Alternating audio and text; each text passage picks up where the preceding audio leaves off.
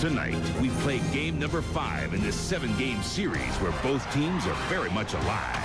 It's the World Series on Fox. Last night, baseball was like it ought to be.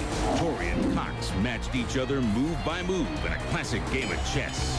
It looked like the Yankee skipper lost with his Kenny Rogers gamble, but it was Bobby who rolled snake eyes, and to everyone's surprise, unlikely hero Leyritz struck lightning as the Road Warriors set Atlanta on fire. Tonight, Pettit plays for redemption, but in his way stands Smokin' Smokes. Now it's New York and Atlanta all even in Game 5 of the World Series on Fox.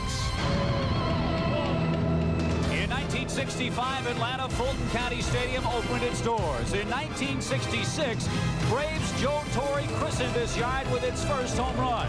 The launching pad's most famous moment came in April of '74. Here's the pitch by Downing. Swinging. There's a dive into left center field. That ball is going to be out of here. It's gone. It's 7:15. There's a new home run champion of all time, and it's Henry Aaron.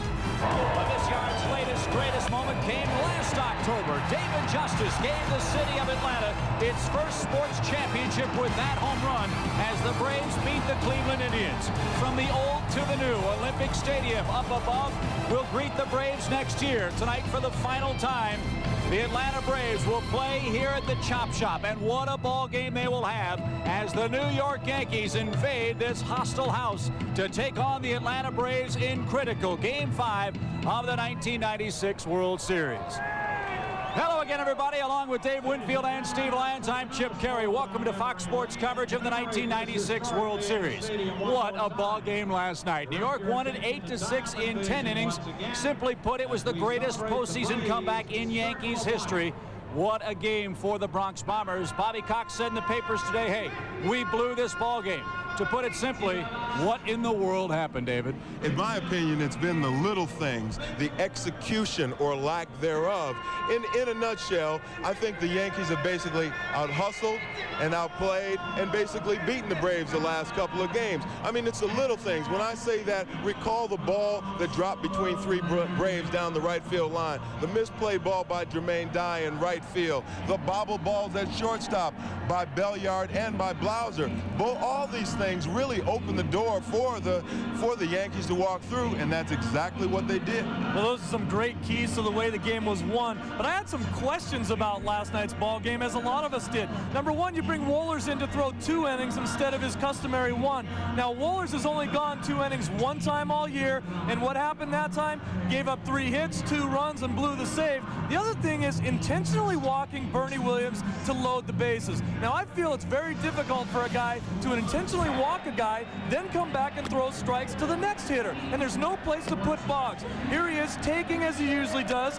Avery gets him to go 1 and 2, then a nasty slider, another nasty slider. Anybody else in baseball swings at one of those pitches. Wade Boggs spits on it, he ends up walking, and they get the run out of that. Wade Boggs is the best 2-strike hitter I've ever seen play baseball, and if he's got the best eye in baseball too, so he's going to go up there and get you either a hit or a walk. Well, it's obvious Bobby Cox liked the lefty-lefty matchup. Boggs hits left-handers 60 points worse than right-handers. It's a move that even Joe Torre and Don Zimmer agree with, a move that Bobby Cox has used before.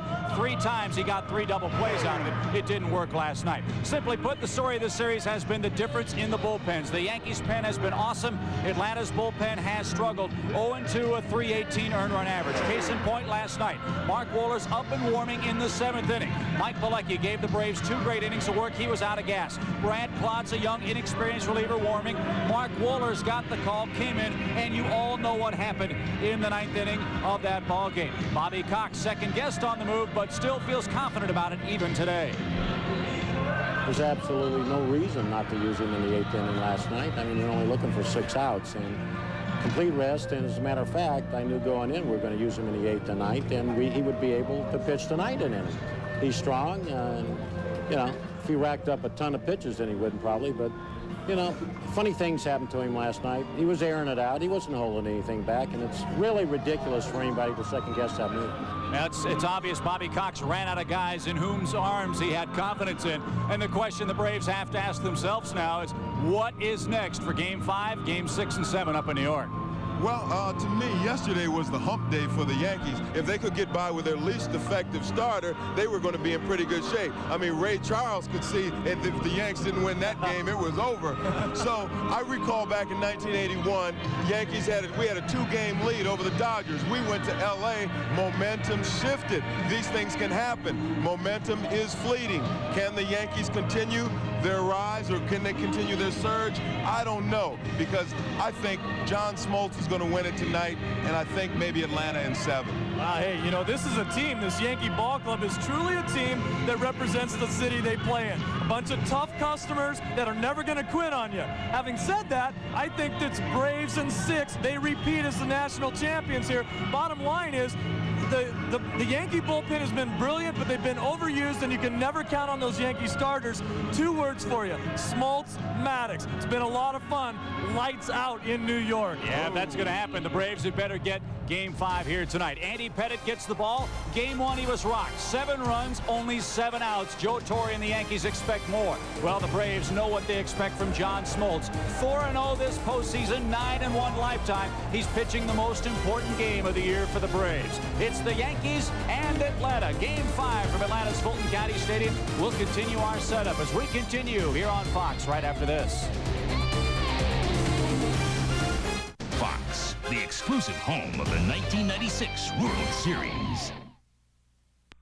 They've already expanded the death penalty for drug kingpins, passed welfare reform with work requirements, forced teen mothers to stay in school or lose benefits. President Clinton and Al Gore. And for the future, balance the budget to grow the economy, create jobs, drug testing for felons, strengthen school anti-drug programs. Dole Gingrich stood in the way, and now all Dole offers are personal attacks. No ideas for our future. President Clinton and Al Gore, meeting our challenges, protecting our values. Hi, I'm Mike Naughton with a sale on the hottest selling truck in Colorado, the Ford Ranger. Listen to this. They're 97s, 4-wheel drive, super cabs with jump seats, 60/40 split bench, AM/FM stereo, console, and more. All at just $15,588. That's $15,588 for the best-selling truck that's loaded with options. So save yourself a couple of $1,000. And for the best color selection, come now, because it's the best value in Denver at Mike Naughton Ford.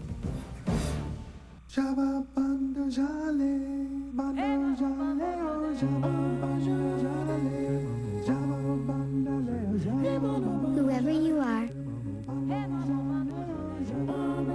whatever you need, we're here for you every day of your life. FHP, your health partner for life.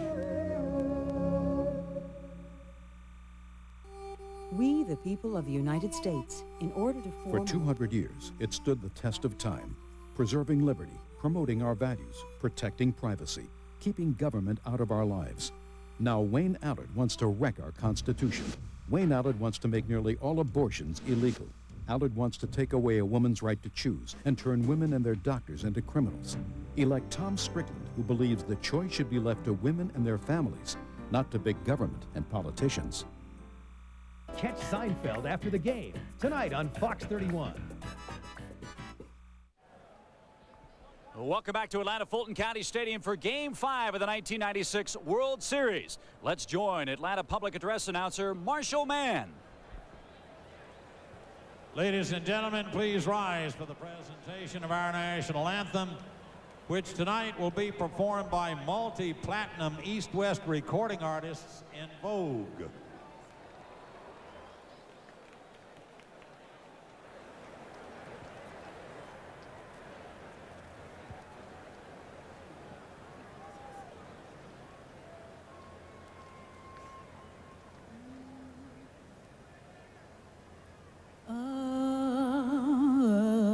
Say, can't you see by the dawn's early light, and if the dawn's early proudly we hail at the twilight's last gleaming, whose broad strides and bright stars through the perilous fight, over the ramparts we walk. We're so gallantly street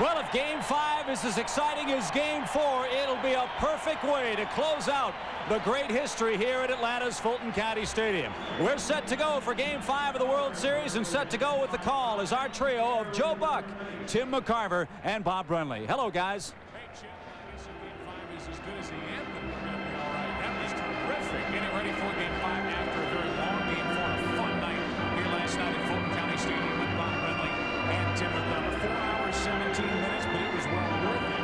And tonight, it is Game 5. Look back at last night's game. It was an interesting game as it unfolded late. And no bigger swing of the bat in this postseason, and one of the biggest ever by Jim Leyritz. That game-time 3-run home run in the 8th inning. And Joe, it kept the yes in yesterday as far as the Yankees were concerned. And you may remember during that at-bat, we thought that Mark Wohlers should stay away from the slider because he was throwing the fastball 99 miles an hour and the slider 86 miles per hour. So what we thought we would do is take 3 pitches out of that 6-pitch sequence and show you what we were talking about, a slider speed bat. This was a fastball on the first pitch. Now look at Jim Leyritz. He makes contact back in the box. That was the first pitch. Now on the 5th pitch, he makes contact farther out. That was a slider that he fouled off.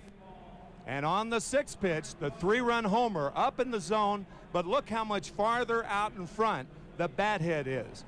Bingo for the New York Yankees. So what Mark Wohlers did, in effect, he did something that Jim Leyritz couldn't do. He sped up the bat head. And I think it's interesting, and it's been talked about already on our pregame show, that Mark Wohlers would come in the 8th inning, and maybe that points out kind of the underbelly and the soft spot in the underbelly for the Atlanta Braves. Bobby Cox going to Mark Wohlers, and the bullpen for the Atlanta Braves the last 2 games has not been good. Well, for the Yankees, this series has been a lot like a heavyweight fight. You know, jab and circle, jab and circle. They're looking for that weakness in a seemingly invincible opponent. The last 2 games, they have found that weakness. The Braves bullpen, the numbers are not pretty. Specifically, the 8 walks. 2 of those came in the 9th inning of Game 3. 3 of them came in the 10th inning last night. On the positive note for the Braves, Bobby Cox sending John Smoltz to the mound. He's been a horse this year. 7 1/3 innings average per start. Bobby Cox might not have to use that bullpen tonight. Really, each bullpen could use a night off in Game 5. We get ready and we ask the question, how will the Braves say goodbye to Fulton County Stadium? We're about to find out in Game 5 after this from your local Fox station.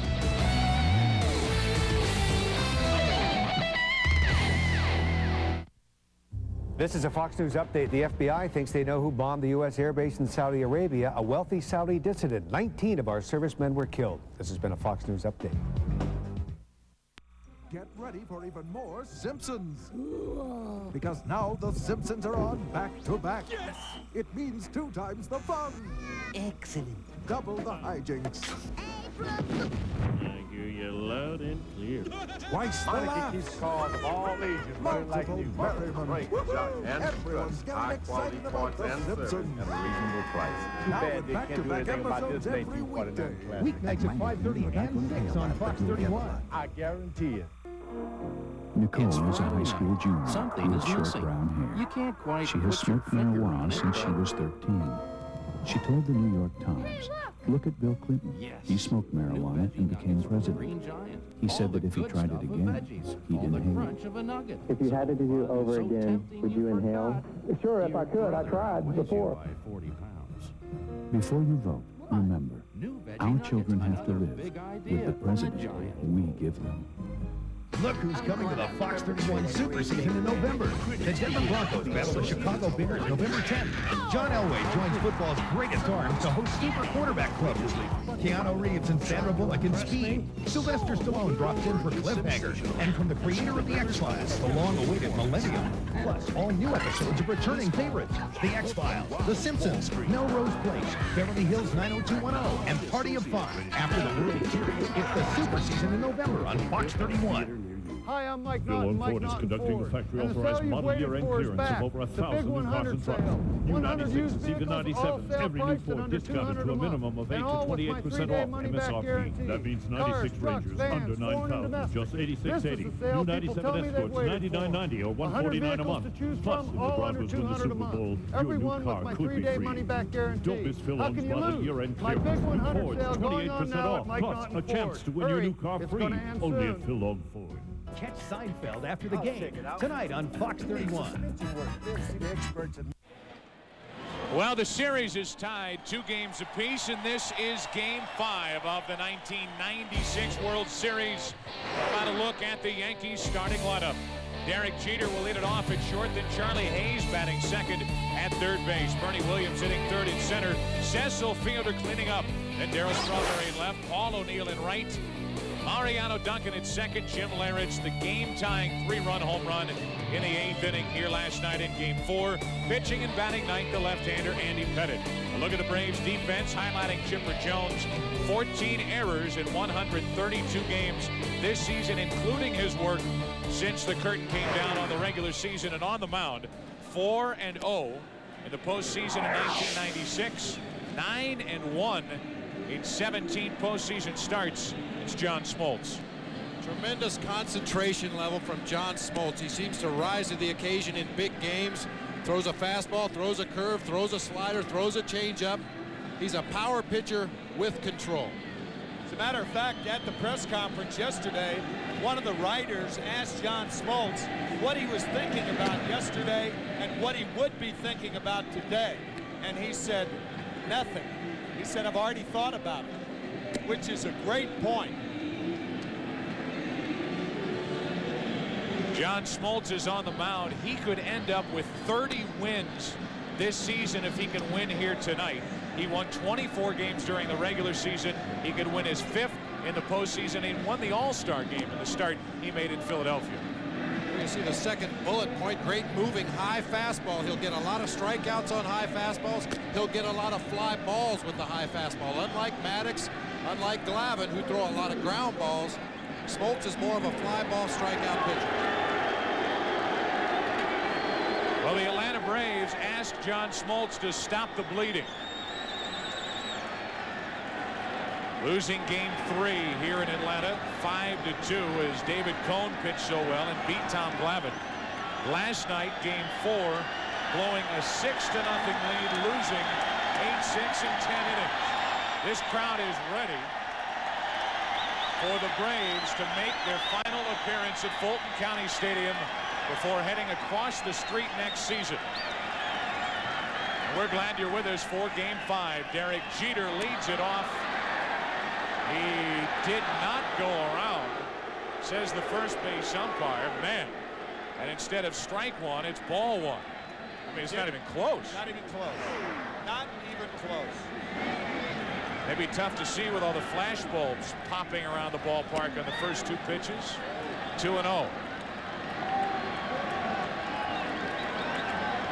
21 postseason hits for Derek, the rookie record which surpasses what Chipper Jones did last season. Right through it, 2-1.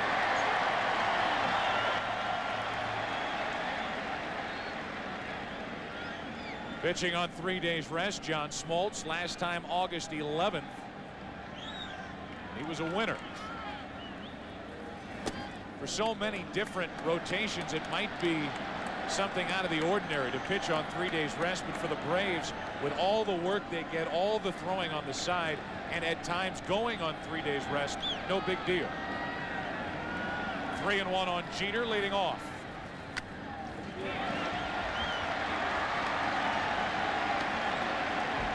Charlie Hayes waiting on deck, then Bernie Williams. Behind home plate, it's Larry Young with Jerry Davis, Jim Evans, Terry Tata on the bases, Tim Welke down the left field line, and Steve Ripley down the right field foul line. 3-2 to Jeter. 1 away.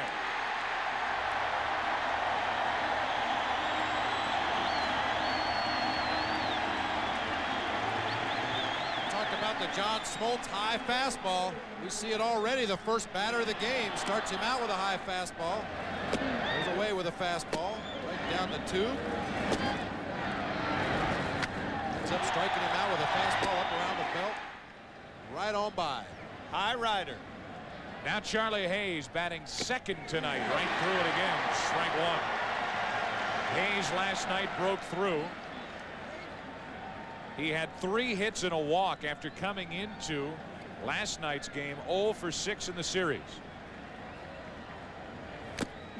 Strike 2. You can can see already the difference between John Smoltz and Maddox and Glavine. Smoltz has no movement on that fastball other than from his hand to the catcher's mitt. It's straight as a string, but it's got a lot of heat on it.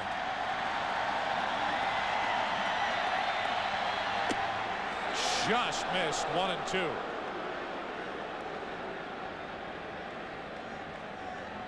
Just outside to Charlie Hayes. If you're going to miss 0-2, it's best to miss outside than over the plate. Now 1-2 on Hayes. 2-2. Well, 3 days rest, and Smoltz has already been able to hit mid-90s on our radar gun. He took care of Jeter, and he's 2-2 on Charlie Hayes. And all fastballs to this point of the ball game.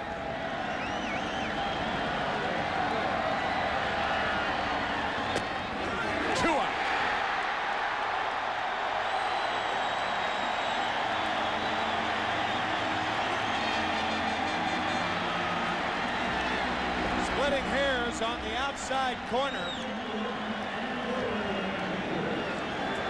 Right there. Remember, working both sides of the plate, in my opinion, a much more effective way of getting hitters out than strictly keeping the ball down. We've made that point several times during the series. It still applies. Here comes Bernie Williams, who is only 2 out of 16 in this World Series, still hitting over 300 after a huge ALCS and Division Series. Strike one from Smoltz. Bernie had his big night here in Game 3. An RBI single, reached on an error, flied one to the wall, and hit a 2-run home run. Trying to get something started, maybe get a lead for Andy Pettitte, who waits to work in the bottom of the first. 1-1 from Smoltz. Bobby Cox saying today that if he had to do it all over again, to intentionally walk Bernie Williams in the 10th inning to get to Wade Boggs with Steve Avery pitching and 2 outs, he'd do it.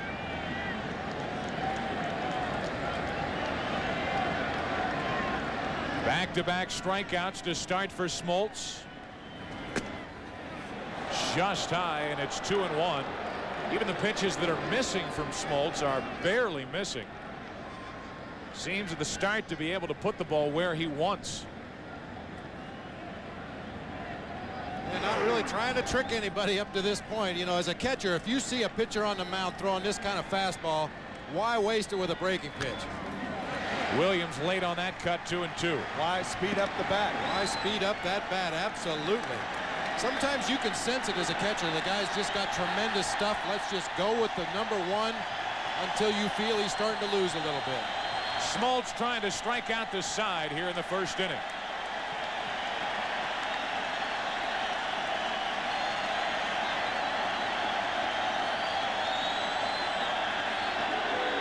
Seen this throughout the series.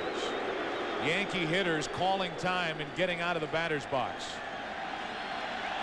2-2.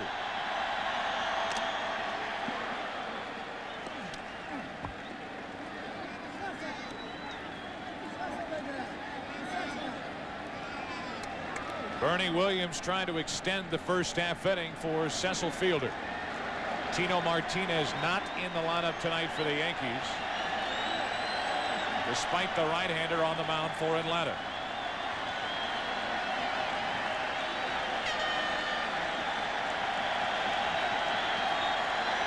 Got all 3. And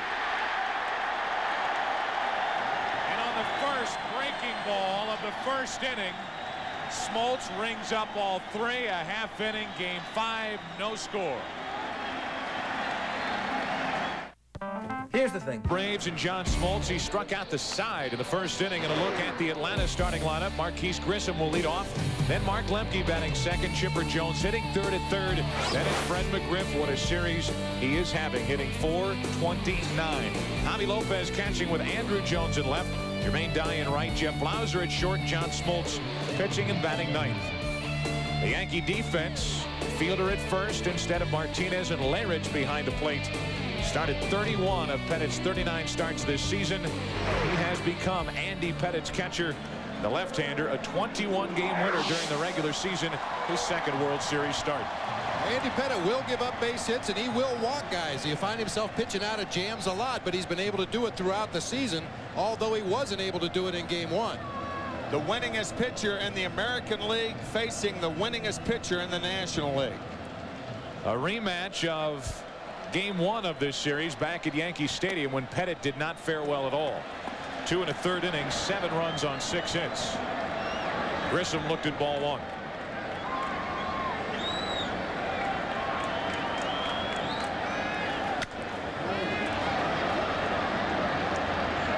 Marquise Grissom has hit safely in his first 10 World Series games. 8 out of 19 this go around. Good breaking ball, strike 2. All 6 against Cleveland last year and all 4 this year. Bobby Cox already into it with a home plate umpire, Larry Young. 1-2 on Grissom. 1 away.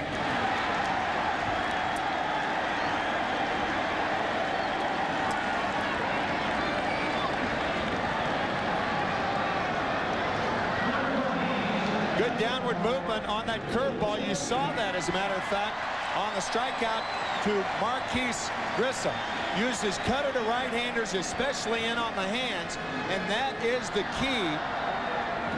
Not to throw that cutter out over the plate, but to keep it inside the right-handers. You see that pitch he just made? That's the one pitch that Joe Torre does not want Andy Pettitte throwing. That cutter that he throws outside and comes over the middle of the plate. Down the right field line, that'll get out of play. 1 ball, 1 strike. You may remember that was the pitch that Andrew Jones hit out for the first scoring of the series, the 2-run homer at Yankee Stadium. Joe Torre saying, look, I was a right-handed hitter. He didn't say it, but he was a good one, too. And when that ball comes in the middle of the plate, just sails in there, that ball is hittable, so stay away from it. 1-1 to Lemke. That's foul. Strike 2. It's funny because I talked to Jim Leyritz during the division series about Andy Pettitte, and he said if Pettitte has his good cutter and is able to spot it, he likes to use that pitch. The one that starts off the outside corner and tries to backdoor right-handed hitters. But I agree, that's a very, very dangerous pitch. Very little margin for error. Lemke, a good rip on a pitch that was up, and the count stays 1-2. You might also recall in Game 1, Pettitte pitched almost exclusively inside in his short stint. Very few pitches on the outside part of the plate, and the Braves hitters made adjustments very quickly. 2 out, and a big hook from Andy Pettitte, and back-to-back strikeouts for Pettitte here in the first inning. Well, Pettitte has thrown more curveballs in this game than he did in all of Game 1. 2 fastballs there, a big hook that Lemke pulls foul, another hook that stays up. Good one down low in the zone right there. Well, that was a yacker similar to the one he struck Grissom out on. We've seen 5 hitters. We've had 5 strikeouts. Now Chipper Jones flies to right. And a quick and easy first inning for each starter here in Game 5. After 1 in Atlanta, Yankees and Braves, no score.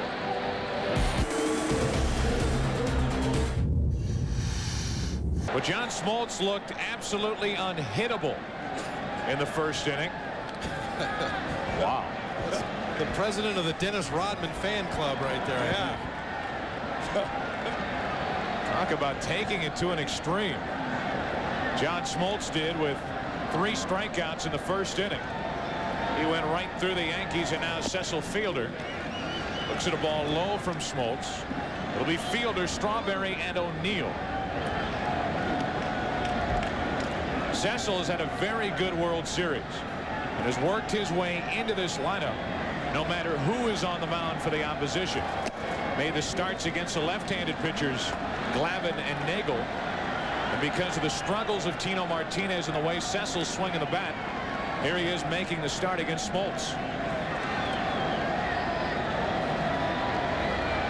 2-0 the count. Pretty good swing, 2-1.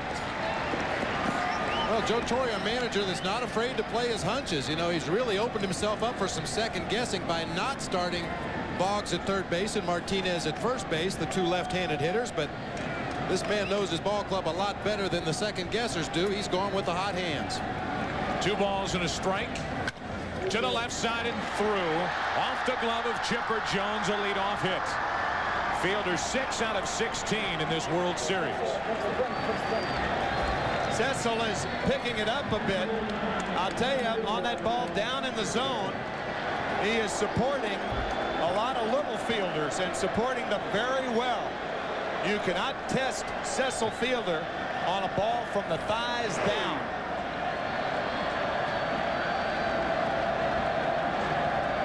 So Fielder aboard to start the inning in the infield with that drastic shift to the right side for Strawberry. And a strike over the outside corner. 3 out of 11 with 1 RBI in this World Series so far. 1-1. Joe Torre telling Darryl Strawberry, if they shift on you again, try to bunt again. You may remember that Darryl Strawberry trying to bunt off Terrell Wade last night. He fouled it off. Leadoff man is on. Out in front, strike 2. You can forget the bunt now. Yeah. Good splitter from Smoltz. The thing about Strawberry already in this series, he has not been afraid to go the other way. Inside corner, 1 away.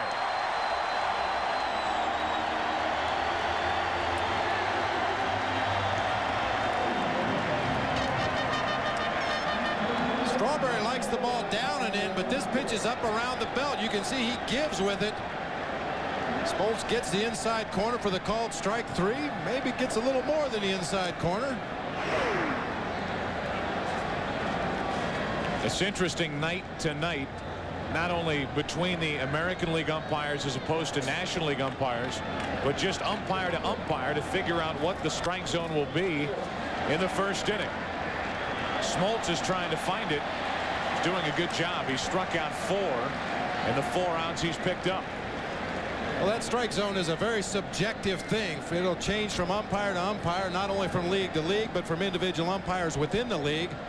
Larry Young behind home plate tonight has the reputation of being a little bit inconsistent around the strike zone. Strike 2 from Smoltz. By that I mean he may call one pitch a strike, and the next pitch may be in the same location and it will be a ball, and that's the kind of thing that drives hitters crazy. Smoltz looking for his 5th strikeout. Have to wait another pitch. O'Neill only 1 hit in this series and hitting just a .182 in the 1996 postseason. Pinch hit here last night and struck out in that 3-run 6th inning for New York.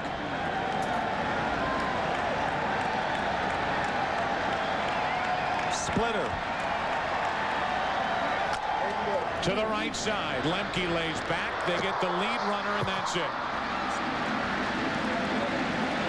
So the force out 4-6 off the bat of O'Neill. 1 on, 2 out with Duncan coming up. You could see John Smoltz shaking off the high fastball from Javier Lopez. And then he went with a splitter. And O'Neill hammers it in the ground. Not hit hard enough to get 2.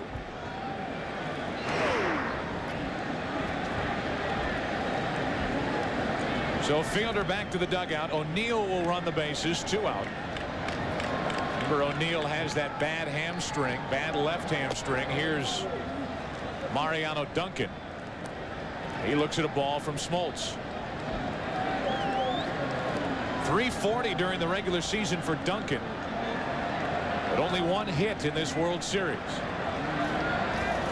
He started every game. He takes ball 2. It's 2-0.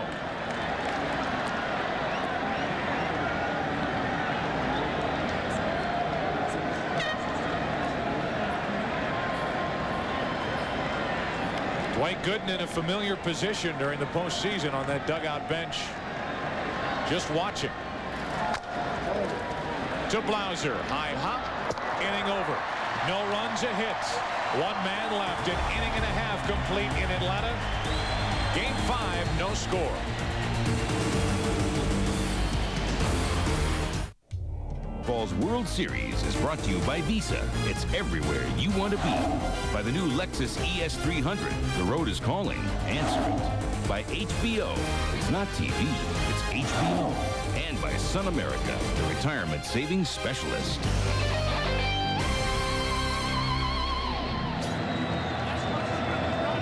Atlanta Braves next year will be moving from there to their new facility named Ted Turner Stadium. That'll be next year. A lot of people think it should be Henry Aaron Stadium. It'll be on Henry Aaron Way. Street named out in front of the ballpark.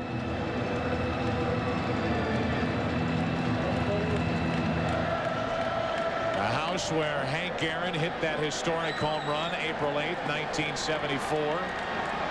Place that has become home to postseason baseball really since 1991. Here's McGriff. What a World Series Fred is putting together. Took a strike, now a ball, 1-1. It'll be McGriff, Lopez, and Andrew Jones for the Braves in the second against Andy Pettitte. Out in front, he went around, and it's a 1-2 count. Another big breaking ball from Andy Pettitte. He certainly learned his lesson in game one. Changing speeds, using the big breaking ball tonight, spotting that cut fastball when he gets ahead in the count.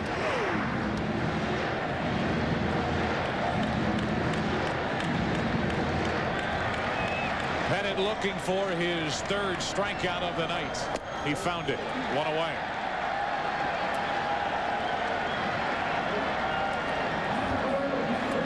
So 4 outs picked up by Pettitte, 3 on the strikeout. It's pretty clear that the Braves are facing a different Andy Pettitte tonight. He has late break on his breaking balls. As a matter of fact, we mentioned in the first inning, he seems to be going to that pitch a lot more often. He may do it the first time through the lineup and resort more to the cutter in the middle innings.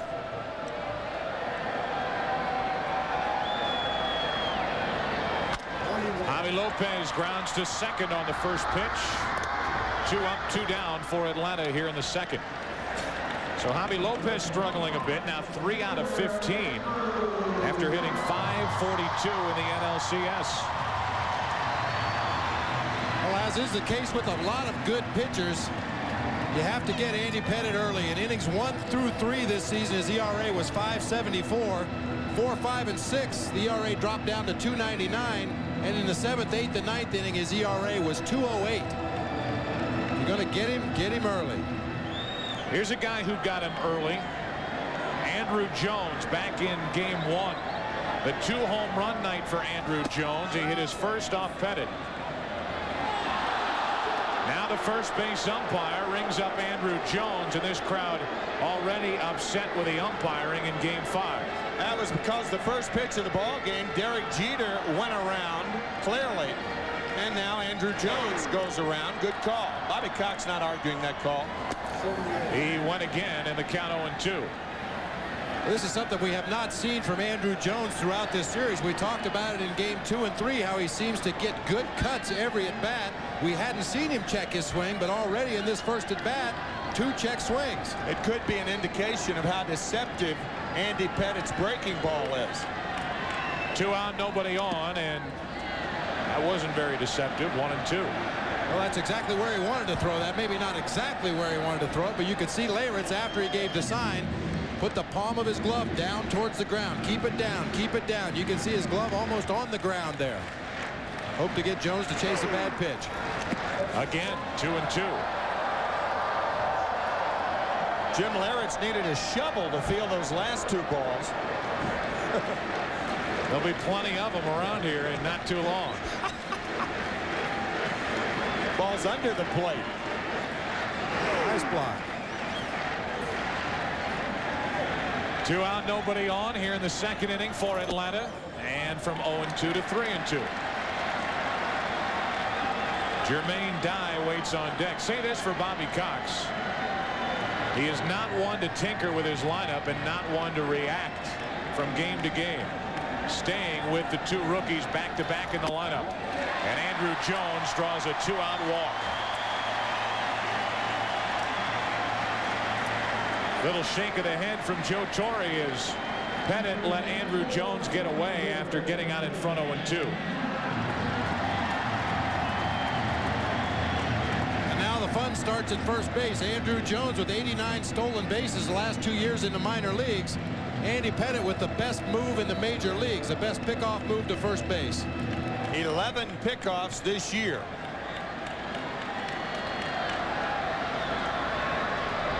Had a very big lead by Jones, actually going back to the bag with the pitch, and it's strike one on Jermaine Dye.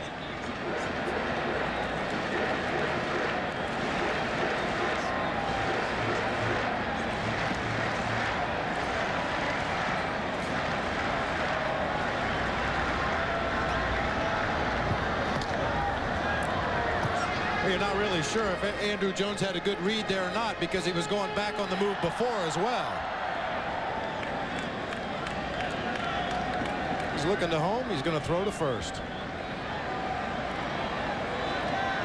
1 on 2 out after the walk. Now Jones running. The pitch is a strike, and Andrew Jones steals his first bag in the postseason. I think what Andrew Jones, a very intelligent young player, did, he realized that Andy Pettit's right foot went behind the left leg. When the right foot goes behind the left leg for a left-handed pitcher, he is committed to go home. Jones picked up on it and stole second base. So a base hit could put Atlanta out in front. It's an 0-2 count on Jermaine Dye. To the shortstop, Jeter. Second inning over. No score after 2 in Game 5. Back to Fulton County Stadium after this from your local Fox station.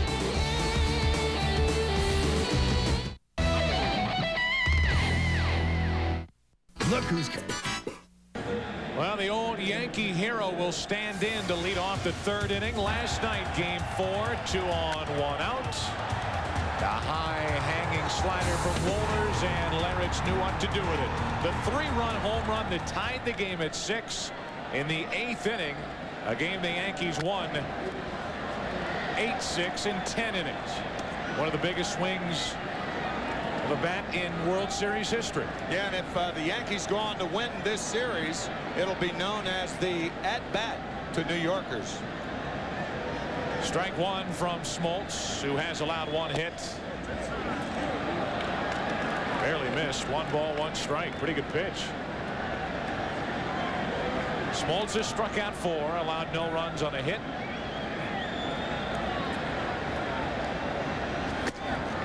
Little high. Every ball that's been put in play so far, a little different for Smoltz. It's been put in play on the ground. Normally a fly ball strikeout pitcher. 2-1. Outside corner, 2-2.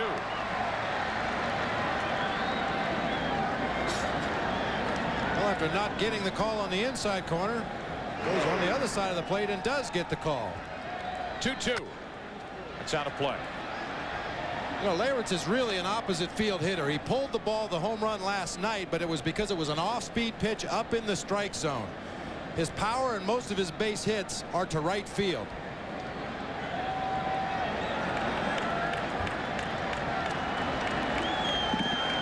Leading it off in the 3rd inning. Just down and in. And a 3-2 count with Pettit on deck, who has never batted in the major leagues.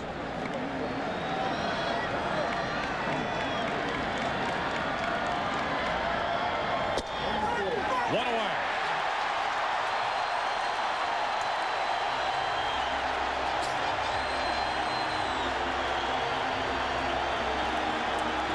Larry Young called that pitch earlier in the count. This ball right there. Nothing liberal about that call, strike 3, in my opinion. 5 strikeouts already for Smoltz. A lot of times the catcher will catch that ball actually about 3 inches off the plate, but it hit the front corner. Here's Andy Pettitte. First career plate appearance facing John Smoltz. 0-2. How do you like his chances? Well, I don't know. We didn't give Graham Lloyd much of a chance last night, but he went up there and took his hacks. Heck, the first Yankee hit last night was by Kenny Rogers. Ain't gonna happen tonight. Pettitte quick and easy, and 6 strikeouts for Smoltz.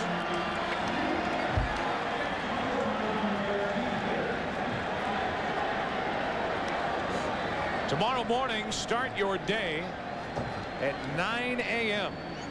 with Fox After Breakfast. Join host Tom Bergeron and Laurie Hibbert.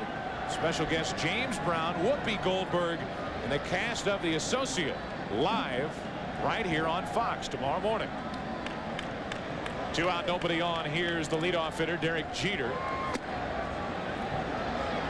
Off the inside corner for ball 1. JB probably going on talking about that Miami Dolphin and Dallas Cowboy game on Sunday. If it's that, JB, I'm kind of thinking it may be the other. Oh. The Godfather of Soul? Well, either one of them could talk about the game on Sunday. Might have a different take on it. But only one of them's got a brand new bag. 1 ball, 1 strike on Derek Jeter. It's the singer James Brown. That's a line drive. Snow cone. I feel good.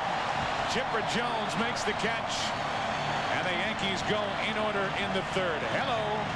Bottom of the 3rd inning, game 5. No score.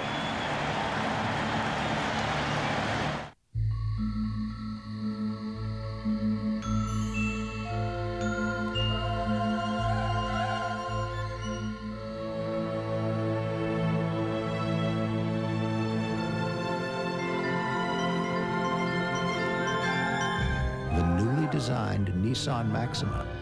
It's attracting a lot of attention.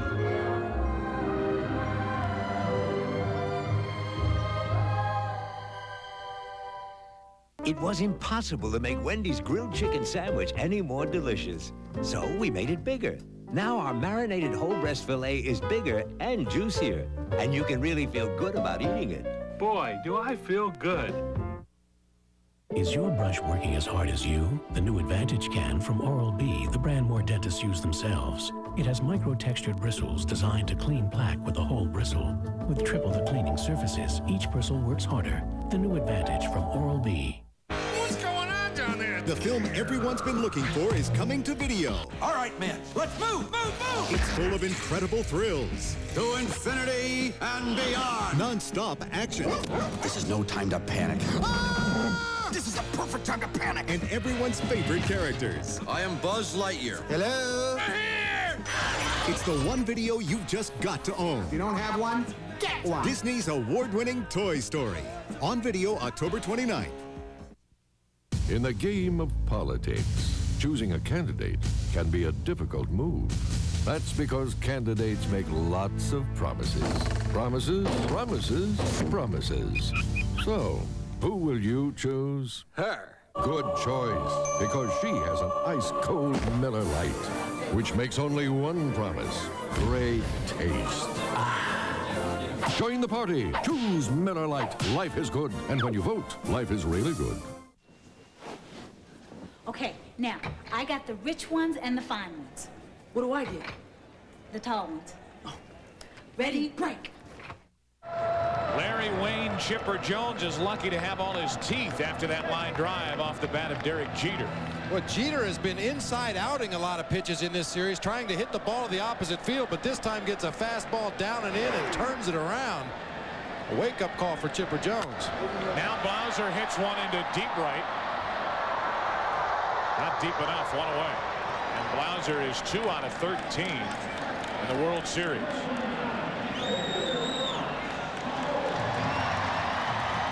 Here's Smoltz. 17 out of 78 at the plate during the regular season with a home run and 12 RBIs. Big total for a pitcher in the postseason. Has 2 hits in 9 at-bats. And a strike from Andy Pettitte.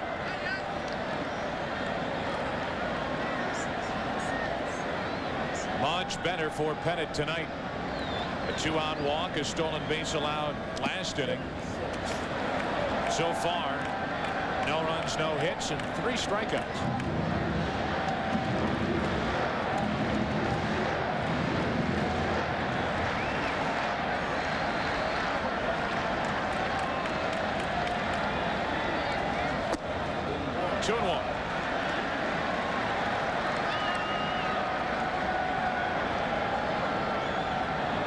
Grissom will be next.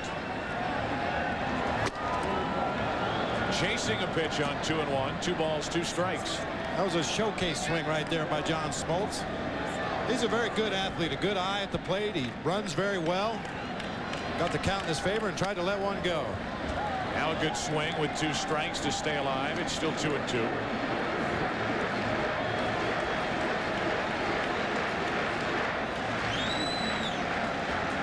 Smoltz struck out Pettit in the top of the inning. Now Smoltz lines to right. Yankees had him played perfectly. 2 out. Probably the hardest hit ball by any Brave hitter so far. 2 out here in the 3rd inning. This copyrighted telecast is presented by authority of the Office of the Commissioner of Baseball. May not be reproduced or retransmitted in any form without express written consent. Glad to have you with us for Game 5 here in Atlanta. Final game at Atlanta's Fulton County Stadium. There's Grissom. He struck out his first time. This ballpark was quickly put together in 1965 before the baseball season. At that time, the city of Atlanta thought the Braves were coming from Milwaukee in '65. They didn't get here until 1966. And this is the 31st year of baseball here at Fulton County Stadium. The Crackers played here for 1 season.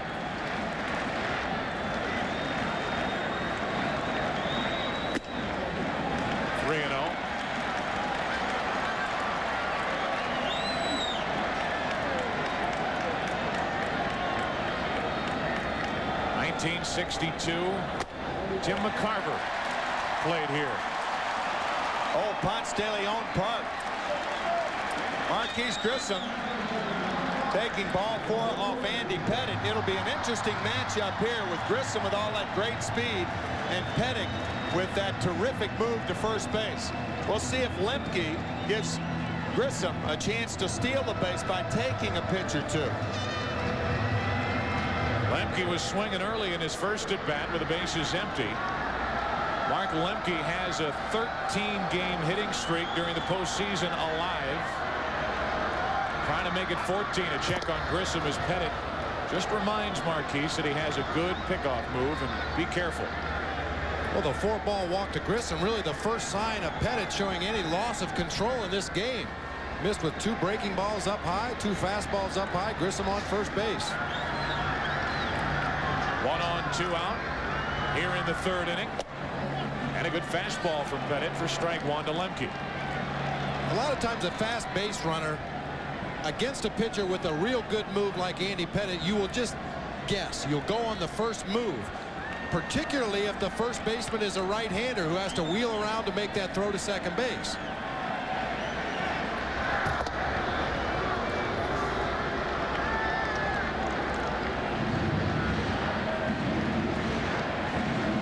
Cecil Fielder has already made 1 good throw in this series while playing first base. He is by no means a liability when he plays in the field. Strike 2 on Lemke. Well, that position at first really built for a left-handed thrower. Because when he fields the ball and goes to second base, it's a much more natural throw to go to second. A right-hander has a lot more to do. Get inside the line, move the feet around, make the perfect throw. One advantage Fielder has is his size. He's so big. Almost look over the runner's head. Grissom draws a throw, and he may have been leading there. Yeah, he doesn't have to move inside the line. He's already there.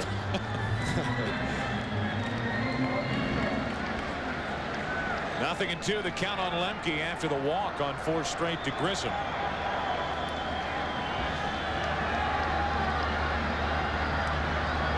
Late break.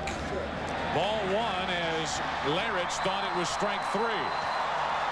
Well, see, catchers are trained with 2 strikes to try to get the strike. That's why Larich didn't shoot out of there. If he gets the strike, the inning's over. Larich, I think, thought the ball was a strike. Grissom steals second, uncontested. Pitch could have been a strike. Remember, it's not where the catcher catches it. It's where it goes over the plate. Larich could have taken the pitch away by getting up. Now a base hit could put Atlanta on top. 1-2 pitch. Strike 3 called. A late call. That brings Bobby Cox out of the dugout. That pitch was lower than the 0-2 curveball. Andy Pettit will take it. Bobby Cox can't believe it. No score after 3. I'm not everyone, I'm me. So when I decided to quit smoking, I did not choose that one-size-fits-all patch. I chose Nicorette gum. Nicorette has this flexible dosing schedule that helped me control my cravings. It let me use the strength I needed, the amount I needed, when I needed it. Nicorette was personal. It fit me. You know, me the non-smoker. Me. Nicorette gum will help you quit smoking successfully by helping you control your cravings. You can do it. Nicorette can help. Through the years, he's amazed you, surprised you. Major League Baseball's World Series is brought to you by Nissan, who reminds you that life is a journey. Enjoy the ride.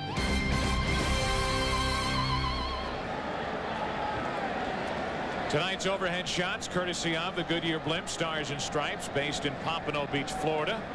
At the controls is Captain Larry Chambers from Lighthouse Point, Florida.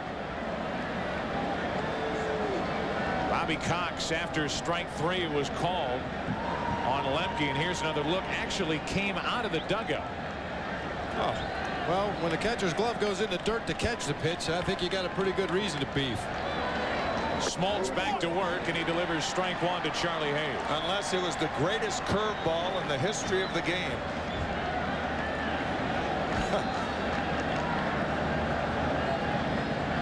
Hayes hitting .250 in the World Series.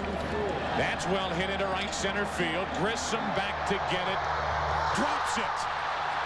Hayes will end up at second base as the ball falls in right center. I think Jermaine Dye shielded Marquise Grissom. And I don't think Grissom had a full view of the ball. Watch how Dye cuts in front of Grissom. And he's tall. Jermaine Dye is 6'4". I don't think Grissom had a legitimate shot at that ball. I think he lost it because of Dye. Says I got it, and now he looks at Dye and lost it. It's amazing that Marquise Grissom committed only 1 error during the regular season. He has committed 3 in the postseason in 1996. It's an error on Grissom. Pickoff play back at second, and Hayes back without a throw. You know, you think back on last night's game, the ball that rolled up the arm of Rafael Belliard that should have been or could have been a double play, where the Braves got only 1 out. That immediately preceded the home run hit by Larich. So instead of a 2-run home run, it was a game-tying 3-run home run. Little things adding up, and defense a big part of the Atlanta Braves' problems. They have now committed 11 errors in the postseason, as opposed to the Yankees 6.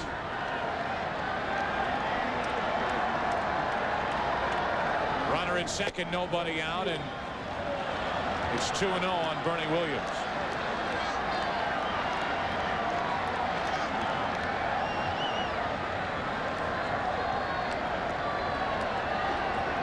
Charlie Hayes at second, reaching on the error. Well hit, but it should have been caught in right center. And now Bernie Williams a chance to put the Yankees out in front here in the 4th. 3-0. We talked about it the other night. There's Jermaine Dye, the right fielder. This was last night. First base, or I should say right field umpire Tim Welke getting in the way of Jermaine Dye. That opened up things for 3 runs in the 6th inning. What's Welke doing on that ball? Just another little thing that led to trouble for Atlanta. Ground ball to the right side on 3-0. Williams advances the runner. Hayes to third with 1 out. And Williams 0 for 2. Nice job by Bernie Williams to advance Charlie Hayes to third base with a solid ground ball to the right side. You hope it gets through for a base hit to score the run, but at worst, you advance that runner 90 feet closer to home plate. So Williams gets Hayes to third, and now a brief meeting on the mound with Cecil Fielder at the plate. The Braves bring the infield in. Runner at third, 1 out, no score, 4th inning.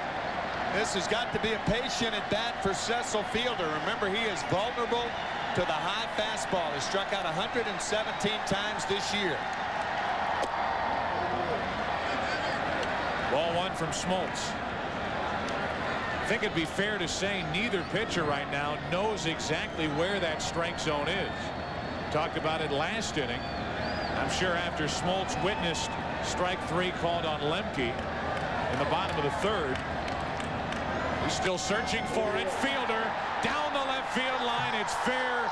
Up against the wall. In to score is Hayes. Down to second is Fielder. He's in with a double. And the Yankees take a 1-0 4th inning lead.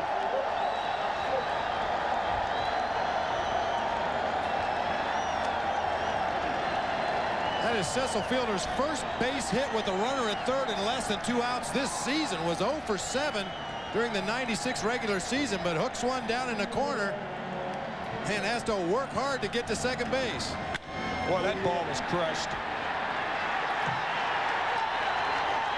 That ball was down just a little as Fielder hit it.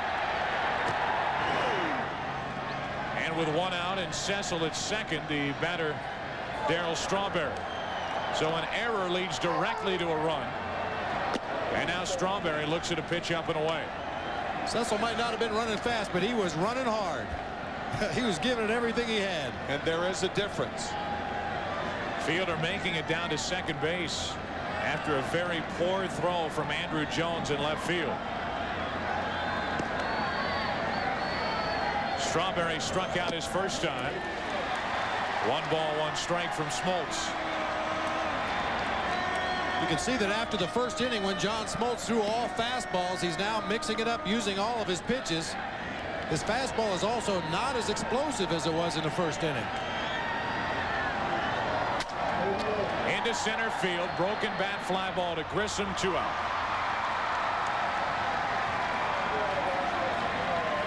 So Strawberry 0 for 2. In the series, 3 out of 13, and the inning continues for Paul O'Neill. We brought this up the other night. A lot of the time, when you make an error is very important. For instance, if you make an error to allow a runner on with nobody out or 1 out, it's much bigger. The error is much bigger than if you were to make it with 2 out, because there are many more chances to score and to move around the bases with nobody out. Strike 1 on O'Neill. Ball bounced into a force out his first time up.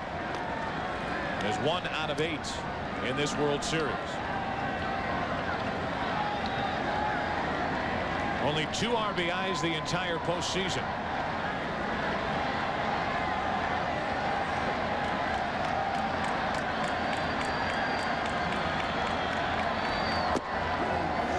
While O'Neill has struggled driving in runs, Tino Martinez hasn't driven in a run. Neither is Tim Raines. Cecil Fielder has now driven in 14 runs during the postseason. And he's put the Yankees out in front here in the 4th inning. He's at second, 2 out. And Smoltz falls behind O'Neill, 2-1. With runners in scoring position during the regular season, O'Neill drove in 68 of his 91 runs.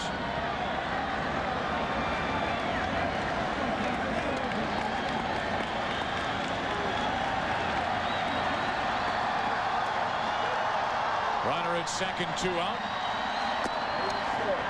And a 3-1 count on O'Neill. Mariano Duncan waits on deck. Well, with the free-swinging Duncan on deck, I don't look for John Smoltz to give in to Paul O'Neill here. He got him to chase a split finger and ground to second base in his first at bat. I would guess he'd come back with the same pitch here.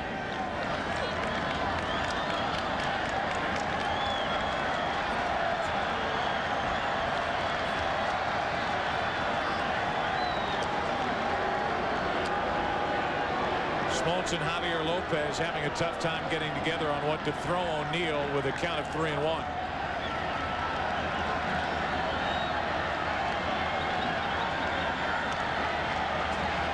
Runner at second, 2 out. And ball 4 puts 2 on with 2 out. And the first walk issued by Smoltz keeps the inning alive for Mariano Duncan. Several times during this series we have talked about the hot zone of Mariano Duncan. You can see all the red spots. Really, you ought to increase it and go up the ladder. Then you'd come inside in here. You can even go down here. Down here. I mean, you could go all over the place with Mariano Duncan. That's how big his red zone is. 2 on, 2 out. Duncan hacking away, strike 1. Those Bible hitters, thou shalt not pass. Not a good World Series so far for Duncan. In the World Series with his 3rd different organization. Has just the 1 hit in 15 at-bats. Big spot here with 2 on, 2 out. The Yankees already out in front by 1, 4th inning.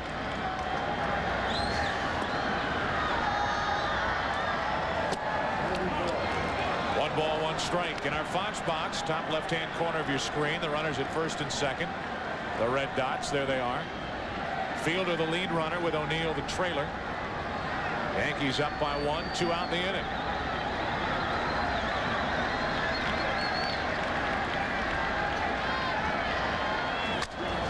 To the right side for Lemke. Inning over. An error leads directly to a run. An unearned run here in the 4th inning. Bottom of the 4th. Braves bat down by 1. Old Elvis enjoying it here in the 4th inning after Marquise Grissom committed his 3rd error of the postseason, which led to the unearned run in the top of this 4th inning. Yankees have a 1-0 lead. Chipper Jones leads it off, then McGriff, then Lopez.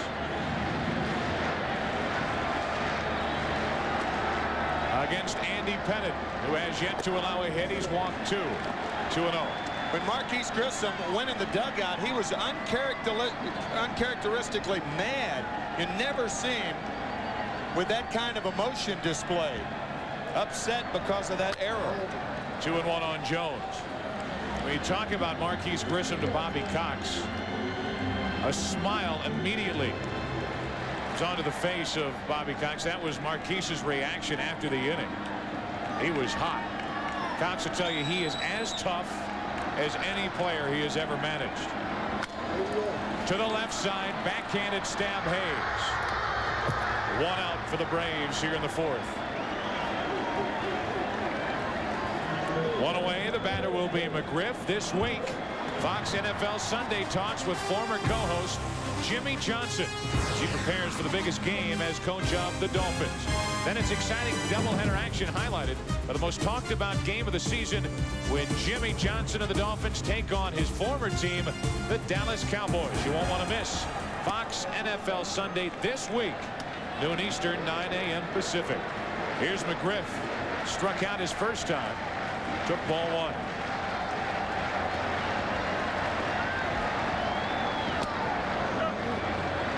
Two and 0.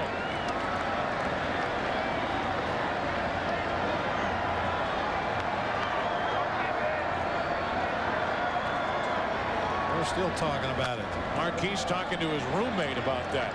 Housemate, right. Jermaine Dye has been living with Marquise Grissom and his wife really for the second half of the regular season and on. Now David Justice talking to Jermaine Dye. 3-1 from Pettitte on McGriff. Well, the standard rule of thumb in baseball is that the center fielder is the captain of the outfield, and Grissom is a great center fielder. He covers a lot of ground. A one-out walk to McGriff, the third walk issued by Pettit. Bob, I think a lot of that, too, is the hang time on the ball.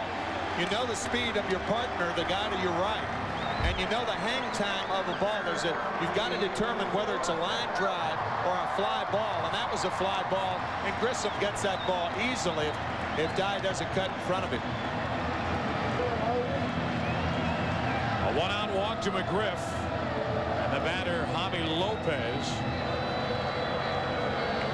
Just 3 out of 15 in this World Series.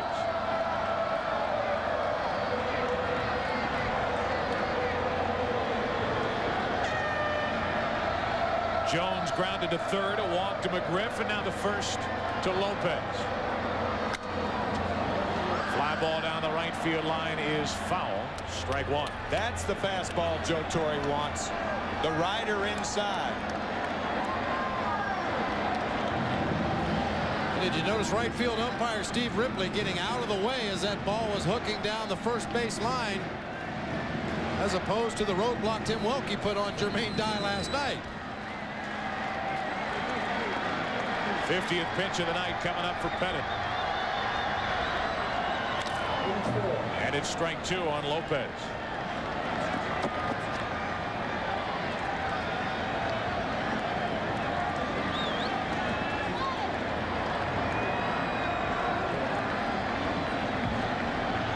A one-out walk to McGriff, and 0-2 count on Javi Lopez.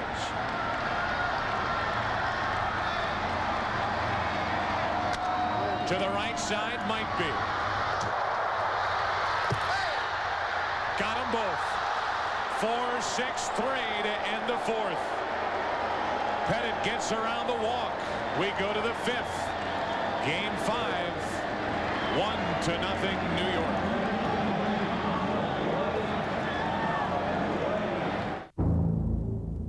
In game number 5 of the 1996 World Series, with the Yankees out in front on an unearned run, 1-0. Coming up in the 9th inning, Tim, Bob, and I will award today's Chevrolet Player of the Game. Here is last night's Chevrolet Player of the Game. It's Jim Leyritz. Struck out his first time, struck out looking. It'll be Leyritz, Pettit, and Jeter for the Yankees in the 5th. Dye going to get it, dealing with a bullpen, and out of his reach for strike 1.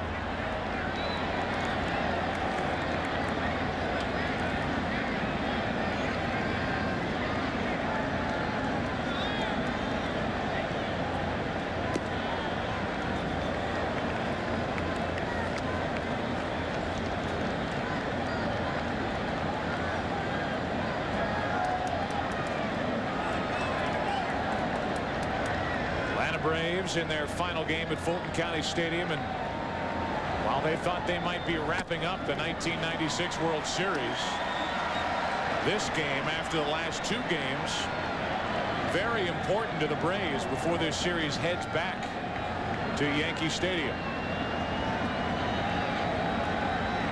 0-2 the count. Leyritz stays alive. The Yankees 7-0 on the road in this postseason, and that is just remarkable.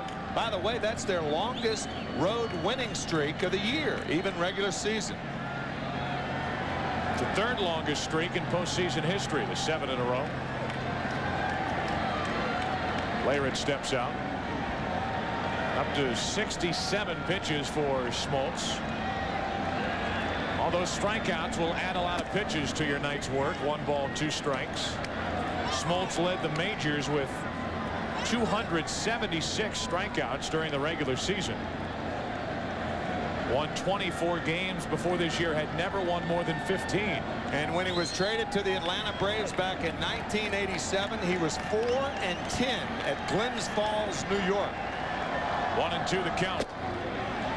Just outside, 2-2. That looked like the same pitch that Jim Leyritz was called out on his first time up.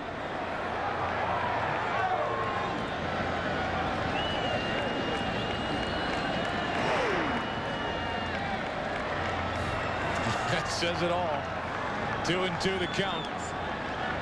Leyritz at the plate, now 3-2.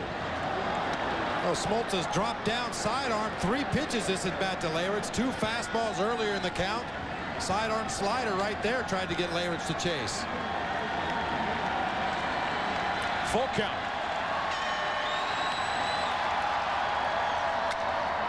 Into left center field. A very good at bat for Leyritz, and he is on to start the 5th. So it was 0-2. Leyritz battled, got it to 3-2. And gets a leadoff single. The Fox pitch by pitch on Jim Leyritz. A fastball away. A drop down fastball. Another drop down fastball. Tried to get to chase the overhand slider. The overhand fastball. Sidearm slider. Fastball outside part of the plate. Leyritz goes right up the middle with it.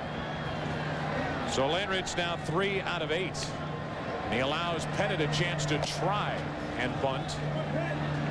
Ball 1. And if he's successful, it will be the first successful sacrifice bunt by a pitcher in World Series play since 1990. Bob Welch of the Oakland Athletics laid one down. 1-0 from Smoltz, now 2-0.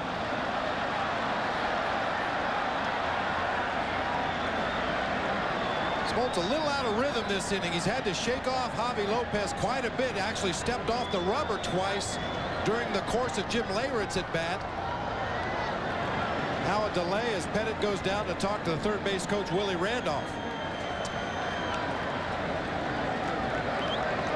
I wonder if Randolph told him to take this pitch and then bunt on the 2-1 pitch.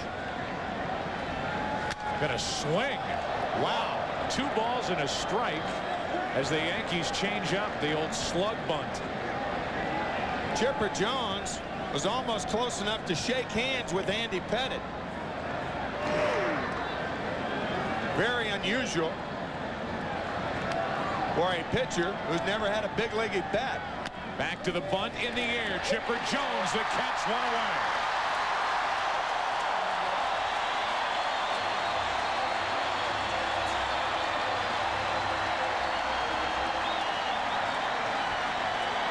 Well, this is why they let Andy Pettit swing the bat on the 2-0 pitch. Jones actually catches this ball almost in the batting circle around home plate. He was cheating so close to the plate.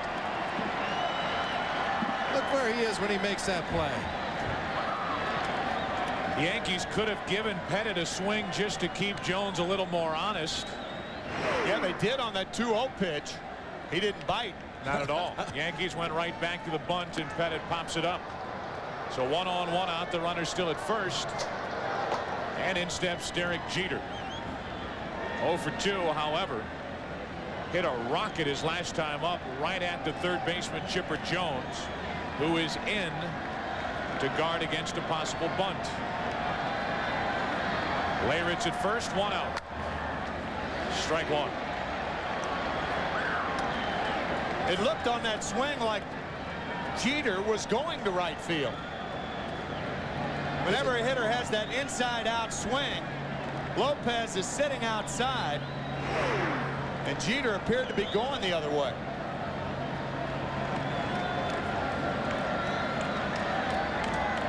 Throw to first base.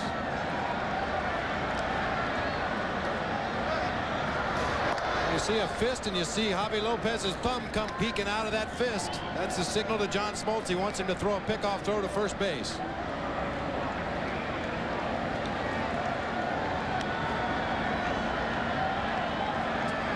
The count on Jeter. 1-0 Yankees here in the 5th. Now 1-1 on Derek, who was struck out and lined out. Remember, we talked about that National League style of play that Joe Torre loves to work with Derek Jeter.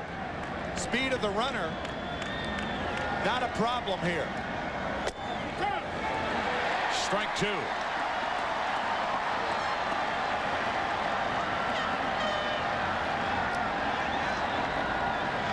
Joe Torre in last night's game used 22 players.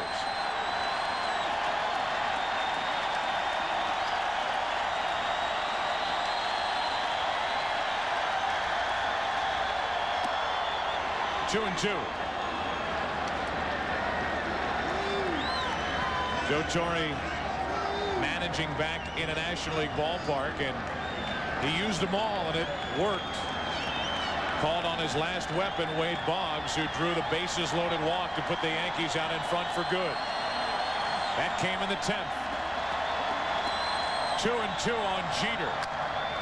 Good swing. It'll stay 2-2.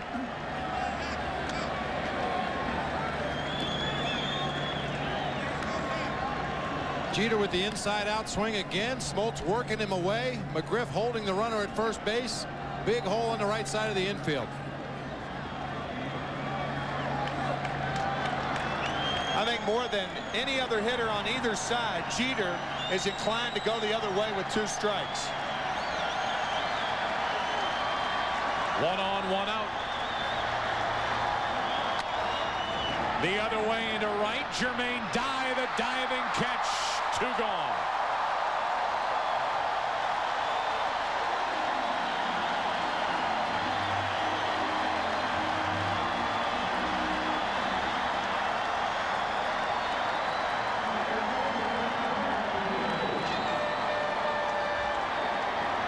Fine play by Jermaine Dye. Looking at first and electing to hold the ball. Good play. Last night, Dye committed an error on a ball coming in. Ball that hopped in front of him, then skipped past him off the bat of Cecil Fielder and went for an RBI single and an error. That helped the Yankees in their 3-run 6th inning, which at the time cut the Atlanta lead in half. Now 1 on, 2 out, and a 1-0 count on Charlie Hayes.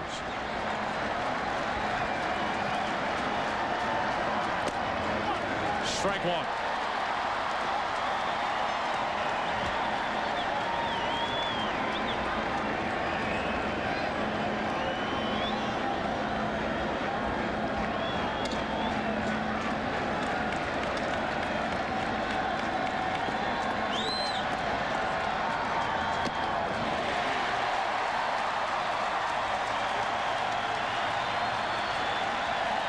Smoltz got away with one right there, a hanging slider inside part of the plate.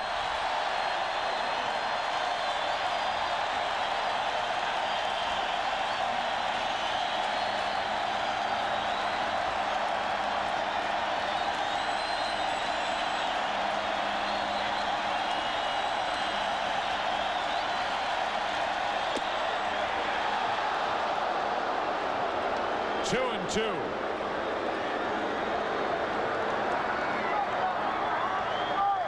Somebody get him a lozenge. He's had a long night over in that dugout. Bobby Cox has been yelling at Larry Young since this game started. 1 on, 2 out. 2 and 2 on Hayes. Full count. And Larich will take off. There's the incentive to make this top of the 5th inning end right here. Bernie Williams waits on deck.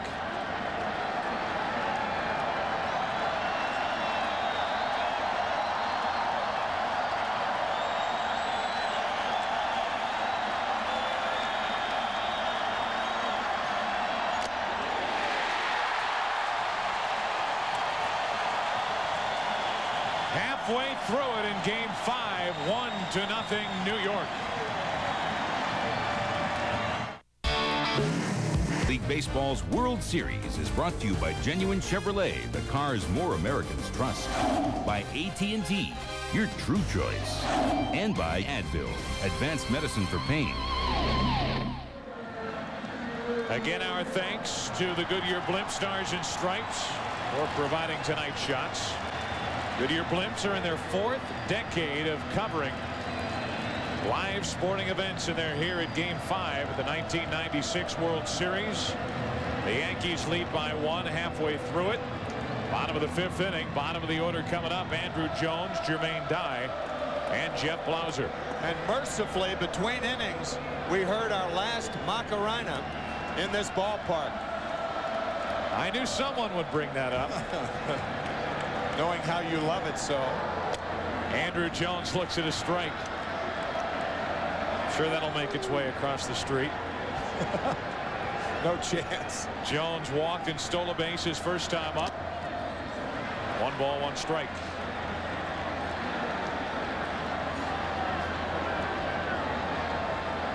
Andrew Jones with a great at bat his first time up. 2 check swings on 2 big breaking balls. Fell behind 0-2 and then ended up walking against Andy Pettitte.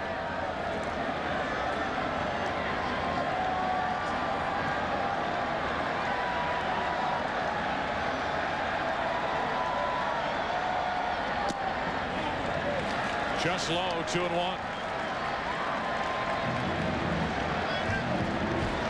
Jermaine Dye on deck, then Blauser. 6, 7, and 8 hitters for the Braves here in the 5th.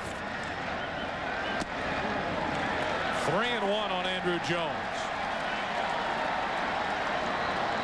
Dangerous pitch here for Andy Pettitte. Tries to come inside with that cutter on Andrew Jones. He's going to be ready to hit it.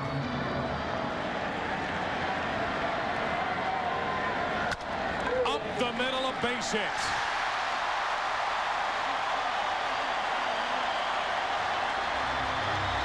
And the first hit of the night for Atlanta. Tomorrow, it's the most anticipated new series of the season. People magazine calls it far and away the best new show of the year. From the creator of The X-Files comes Millennium, premiering tomorrow after a classic episode of The X-Files right here on Fox. Big Friday night on Fox, a big Thursday night at Fulton County Stadium. Jermaine Dye to the plate after the leadoff hit by Andrew Jones.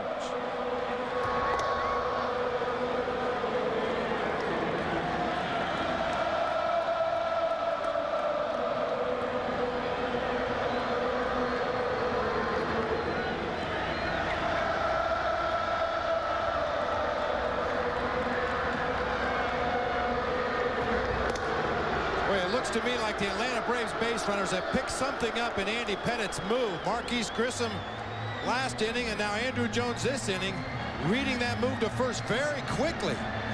Usually when Andy Pettitte throws to first base, the runner will freeze momentarily and then have to dive back into the bag. They're reading it very well. Jones has already stolen a base tonight. There he goes. They have him picked off. The throw down. 1 away. Well, so much for that. Now that was awfully close to a ball. Yeah, I agree. I mean, that right leg almost went behind the left leg, if not fully. I think that's a balk right there. Once the right leg goes behind the left leg, well, it's close. Very borderline. Yep. I think the toe of the right foot, or the toes of the right foot, went behind the left leg. I think the Yankees possibly could have gotten away with something there, but it was very close.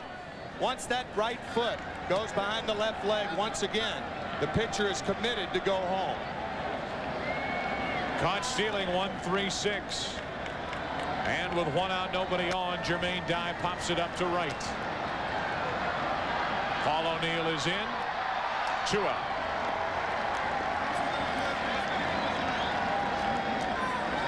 What a weapon for Andy Pettitte. Gives up the leadoff hit. Picked off 11 during the regular season.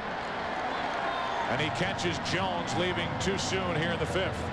Not only is it a weapon because he picks guys off, but he forces runners to take shorter leads. Yeah. A lot of times they're going back to first base as the ball's delivered. Get a lot more double plays that way if he throws a ground ball. Very good weapon. So 2 out, nobody on for the number 8 hitter, Jeff Blauser.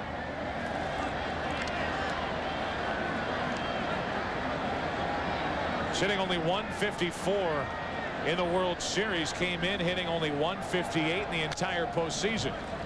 1 ball, 1 strike, and at no point in no game has Bobby Cox done what we thought he may do earlier in the NLCS, and that is put Chipper Jones at short and Terry Pendleton in the starting lineup at third. Instead, it's been Blauser, and he's 2 out of 14 in the World Series. A leadoff hit, a man caught stealing after 5 in Atlanta. Game 5, 1-0 Yankees. First came Tagamet, then Zantac. Young Braves fans on hand for the final game at Fulton County Stadium. One thing you could definitely notice as you watch different postseason events in any of the major sports. A Super Bowl has become so corporate.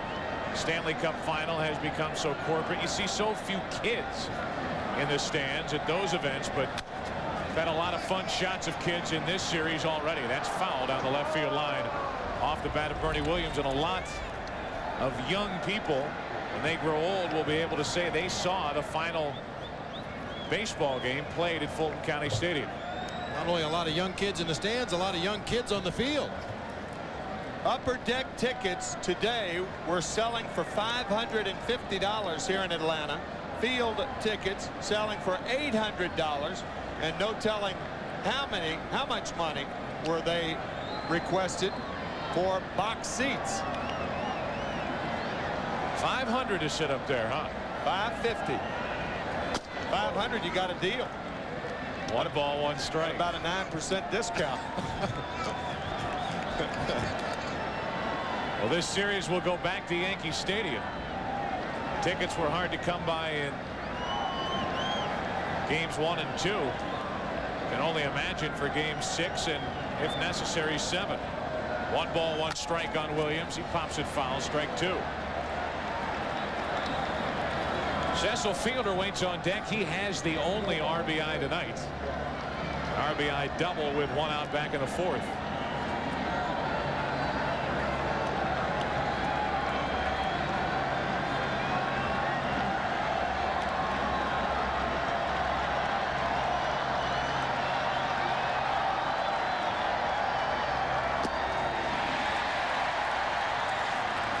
Lopez the throw, and that's strikeout number 8 for John Smoltz, and the first out here in the 6th inning. Our Aflac trivia question. Friends at Aflac asked this question: who are the players with the most career home runs and most career wins at Atlanta's Fulton County Stadium?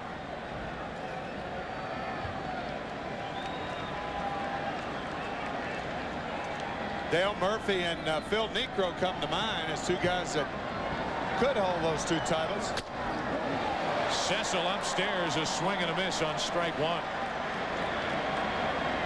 You'd have to believe it would be a guy like Murphy who played his entire career in this ballpark with the Atlanta Braves, at least. Right. Of course, he moved on the tail end of his career.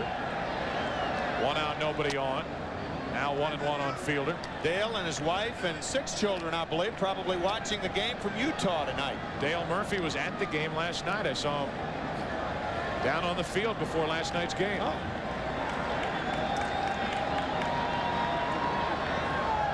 Williams struck out. Now 2-1 on Fielder. Looks like Smoltz is deliberately trying to throw the high fastballs to Fielder this time around.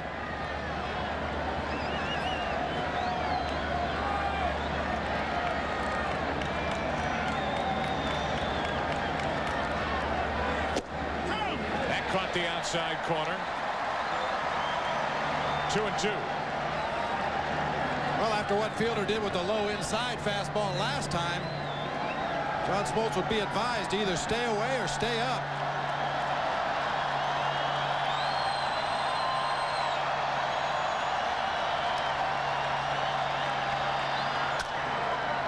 Over the head of Smoltz for a 1-out base hit. Fielder is 3 for 3.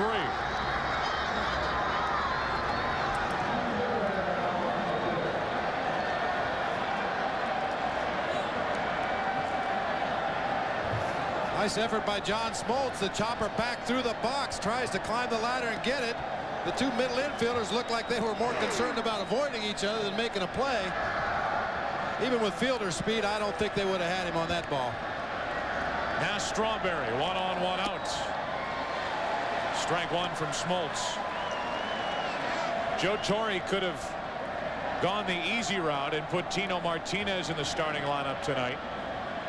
He sticks with Fielder, who has 3 of the 4 Yankee hits. 1 on, 1 out, and 1-1 on Strawberry. I think both managers unconventional in that way. They do not subscribe to what the masses think. They don't care. They feel, both managers, Joe Torre and Bobby Cox, feel that they have the best reign on their club. Smoltz falls behind Strawberry, 2-1. See Cox asking Leo Mazzoni, that's his fastball? He was perplexed, to say the least, with Steve Avery on the mound last night in that 10th inning. And the pitches he threw to Tim Raines. 1 on, 1 out, 2-1 the count. Now 3-1, so Smoltz is working his way into trouble here in the 6th. If Darryl Strawberry hits a ball to the right side of the infield, Chipper Jones will be the guy who takes the throw from one of the 3 infielders that are on the right side. It'll be a very unusual double play attempt if Strawberry hits it to somebody on the right side. Already up to 100 pitches for John Smoltz. Strawberry couldn't hold up, full count.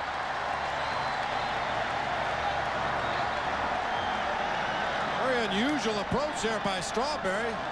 Good fastball down and in a zone he usually likes. He goes way around.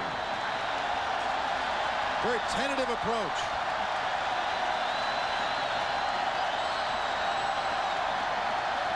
Fielder running on ball 4. So Joe Torre started Cecil Fielder. And Strawberry took ball 4 down and in. It's 2 on, 1 out for the Yankees here in the 6th. As Smoltz issues his 2nd walk of the night. Joe Torre talking to us about Darryl Strawberry before the game, saying that if he doesn't get a hit, he, more than any of the other Yankee hitters, are more apt to walk. And the reason is that pitchers are pitching to the reputation of Darryl Strawberry instead of who Darryl Strawberry is today. Clearly not the hitter he was during the 80s. Now 2 on with 1 out for Paul O'Neill. And O'Neill is clearly not the hitter he was during 1996's regular season right now. I think that hamstring's just killing. There's no doubt. It's his left hamstring, his back leg. And it's bothered him to the point where in this World Series he's 1 out of 8. And he's driven home only 2 runs during the entire postseason. 2 on, 1 out. 1 ball, 1 strike. Well, being a left-handed hitter, before he strides into the ball and approaches the pitch, he needs to get his weight back onto that back leg. And if you've got a bad hamstring or a bad quad muscle on your push-off leg, you're going to feel it on every swing. 1-1 on O'Neill. 2 on, 1 out. Outside corner, strike 2. You become tentative at the plate, and I think that more than any other word describes O'Neill's approaches at the plate during this series. Crowd wants another John Smoltz strikeout. He struck out 8. 2-2. Hasn't this been the approach of the New York Yankees lately in this series? Get the pitch count up for these Atlanta starters, and the last 2 nights, as the Braves have had to go to their bullpen, the Yankees have scored their runs and won the last 2 games. 2-2 on O'Neill. Do it again. O'Neill already over 100 pitches here in the 6th inning.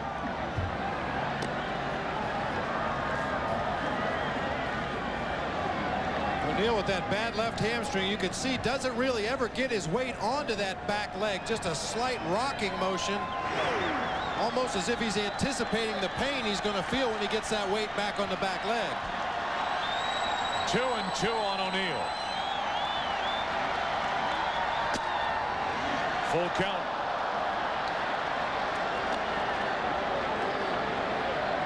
I think Joe Torre's going to send the runners. He just nodded to first base coach Willie Randolph. Yes. Risky with O'Neill. With Smoltz on the mound, this could be the old strike him out, throw him out double play. If they start the runners.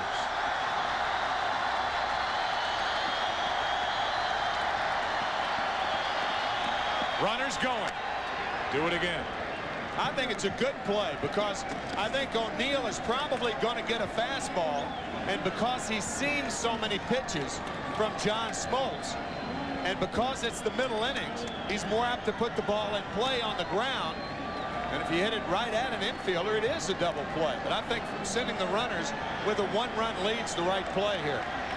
O'Neill grounded into 21 double plays during the regular season, and that's when he had a good leg.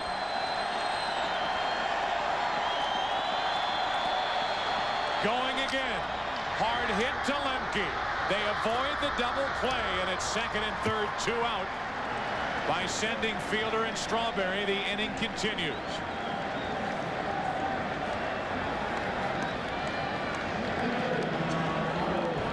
Well, it's a calculated risk a manager has to take. He's got to trust his personnel to do the job up there. Paul O'Neill knew the runners were going to go. He knew it was on his shoulders if that pitch was in the strike zone to hit that ball hard somewhere. And he did. And he did. But right at Lemke for the 4-3 ground out. And it's second and third, 2 out for Mariano Duncan.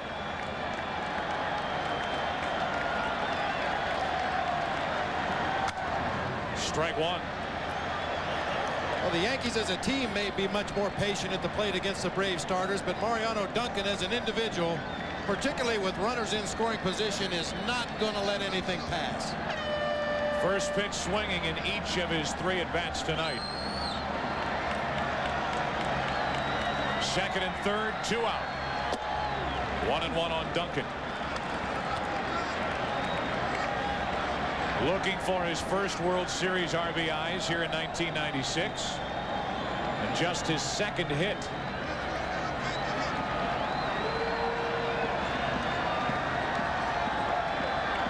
Smoltz trying to keep it a 1-run game.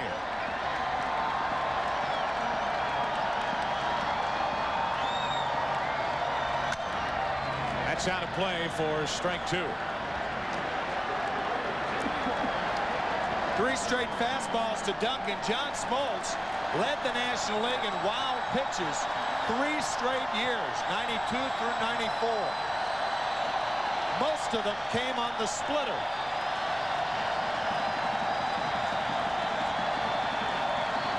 He had 10 this year.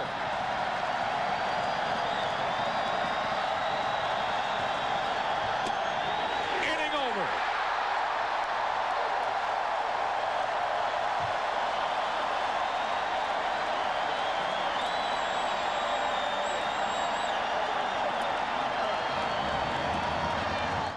No two GM owners are alike.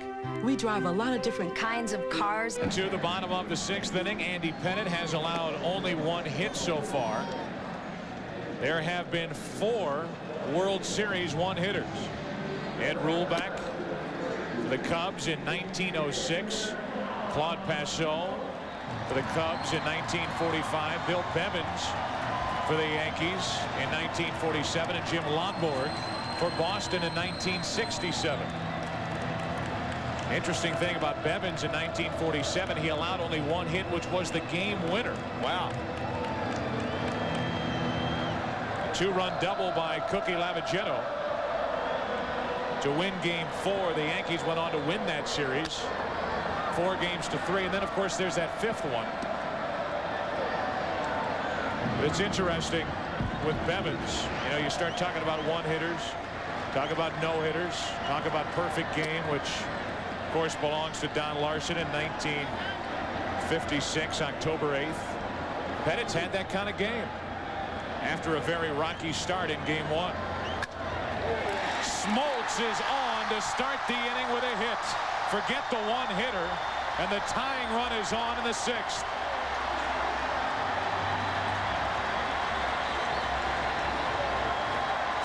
Well, we told you earlier, Smoltz is a great athlete. Not only can he swing the bat, he can run the bases.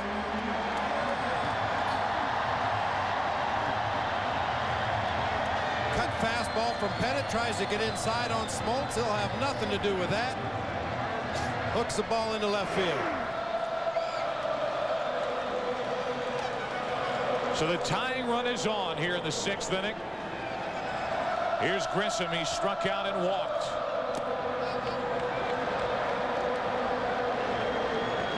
mentioned that John Smoltz could run the bases. John Smoltz has 3 postseason stolen bases, 91, 92, and last year.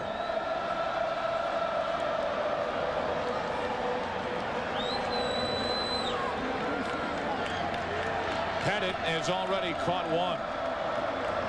Andrew Jones last inning. And he checks on Smoltz. Well, you got to give Joe Torre and his staff credit because they obviously know that John Smoltz can run. Otherwise, they wouldn't be holding him on.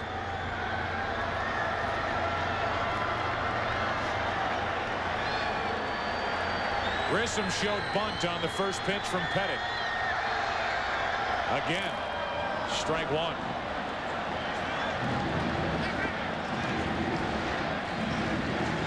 Marquise will try to bunt the ball if the sacrifice is on again down the first baseline. The reason for that is the first baseman's holding the runner on, and he can't break home until the pitcher releases the ball. Anybody else surprised that the Braves are bunting here? I wouldn't be surprised if they take it off and let Marquise Grissom swing away right here. Yankees playing a very aggressive bunt defense. A lot of holes in that infield. You've got Grissom at the plate, who came into this game 8 out of 19. He's had a hit in each of his first 10 World Series games.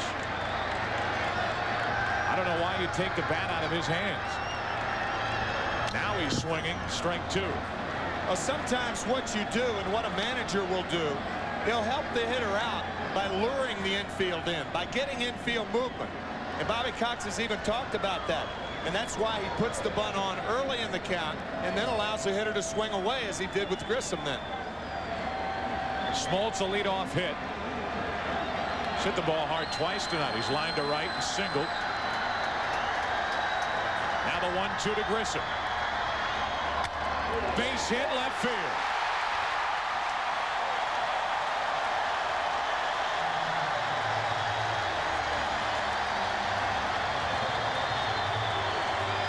Now we're going to see a bunt.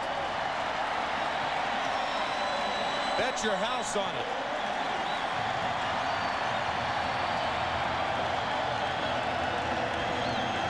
Got a breaking ball down and into Marquise Grissom. That low ball is the easiest pitch to hit. You just drop the head of the bat on it. And now with 2 on, nobody out, and Mark Lemke coming up. The Yankees expect the bunt. Lemke tried to bunt here in game 3 in this same situation and popped up to first.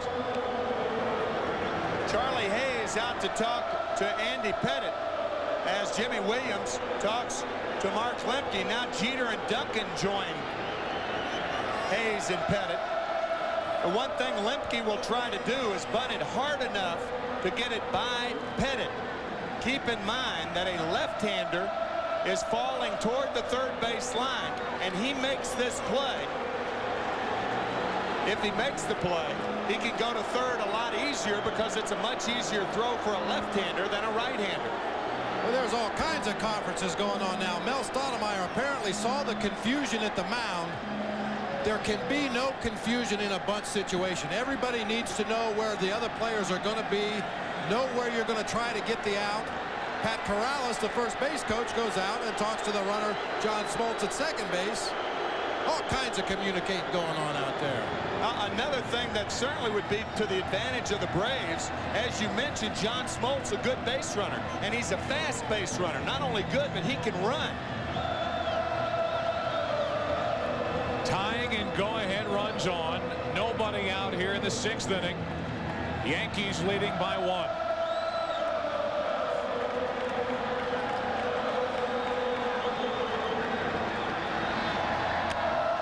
Strike 1.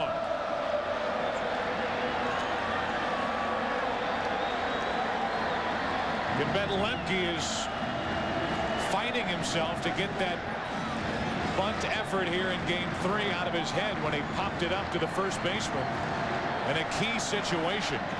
The Yankees went on to win that game 5-2.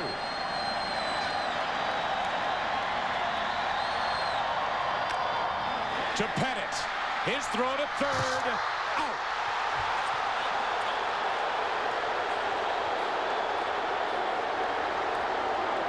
That's the play we were talking about. A right-hander can't make this play. But Andy Pettitte, by barehanding the ball, makes a terrific play. The bunt's not a bad one. A barehanded by Pettitte to just get Smoltz at third.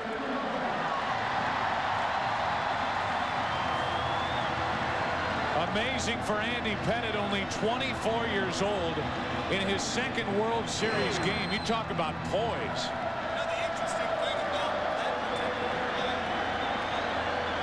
Was that by barehanding the ball, he lost nothing. If he drops the ball, he still gets Lemke at first. Now Jones back to Pettitte. You want more poise? 1-4-3. Inning over, and the Yankees hold on to the lead. After 6, 1-0 New York. Back to Fulton County after this from your local Fox station.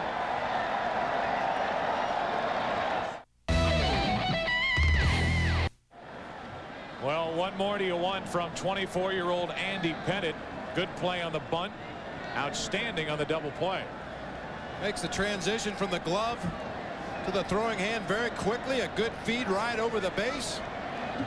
Nothing to it.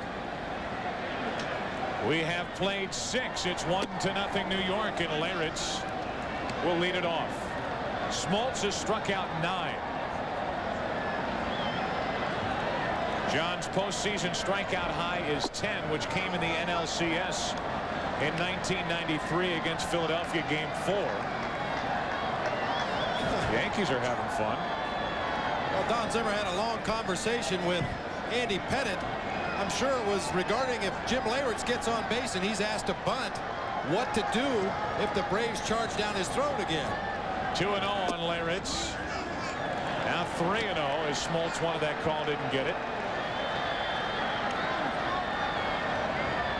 Don Zimmer's always been a big fan of that slug bunt where you square around, show bunt, and then take a half swing at the ball.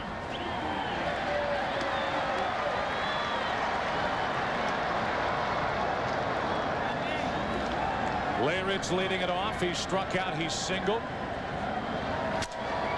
Off the end of the bat, down the right field line. Dye can't get there. Good effort. Strike 2.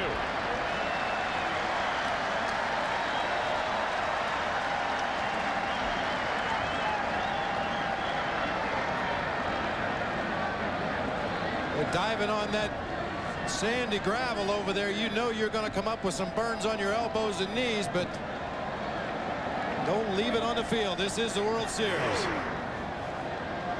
Leyritz broke his bat, so he goes back to the dugout to get a new one with a full count of 3-2. By the way, there have been 42 10 strikeout games in the World Series.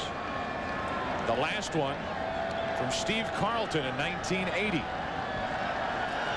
That should total 9. We haven't checked it, but that should total 9. Yep. They're right on it. A leadoff walk. Well, we've left you hanging long enough on our Aflac trivia question. Who are the players with the most career home runs and most career wins at Fulton County Stadium? For Dale Murphy, and that is right, 205. And Phil Niekro, the most career wins here at this ballpark, 130. And their numbers are retired. Murphy, the 2-time MVP.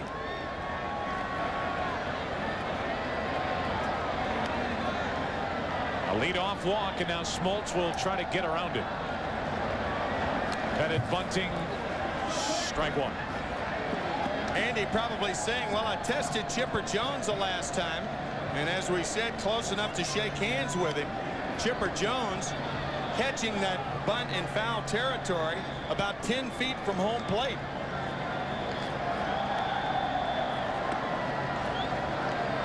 Leyritz a leadoff walk and 0-1 count on Pettitte. Just to finish the story about the strikeouts, Bob Gibson had 5 10 strikeout games. The record, of course, set by Gibson, 17. 1968 with a catcher named McCarver behind the plate.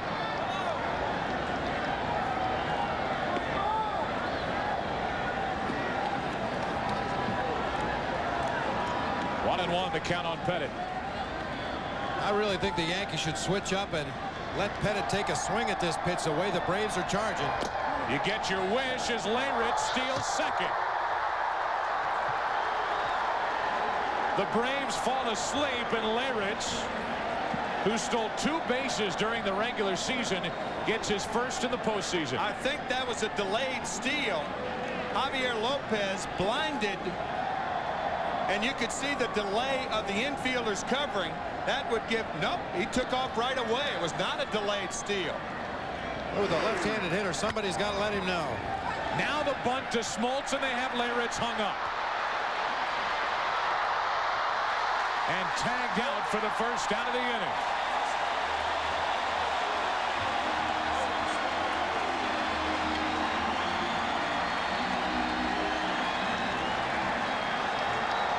The fielder's choice 1-5-6, and Leyritz, who stole second, is erased between second and third. As a runner at second base with nobody at first, you do not have to advance on a bunt. It has to be a good bunt that you know you can get to third base. That ball was bunted hard right back to John Smoltz. Jim Leyritz hung out in no man's land. Leyritz had 0 time to get his bearings at second base after stealing second on the very next pitch. The bunt by Pettit. Now Andy is on at first with 1 out for Jeter, and that's strike 1. Well, you'd like to be able to bunt the man to third base, but really he's already in scoring position at second. You do not want to run into that first out of the inning at third base. And also your vantage point from second base on a ball bunted back to the pitcher. It's not as good as if you were to have an angle on a ball bunted toward first or toward third. 1 ball, 1 strike to Jeter.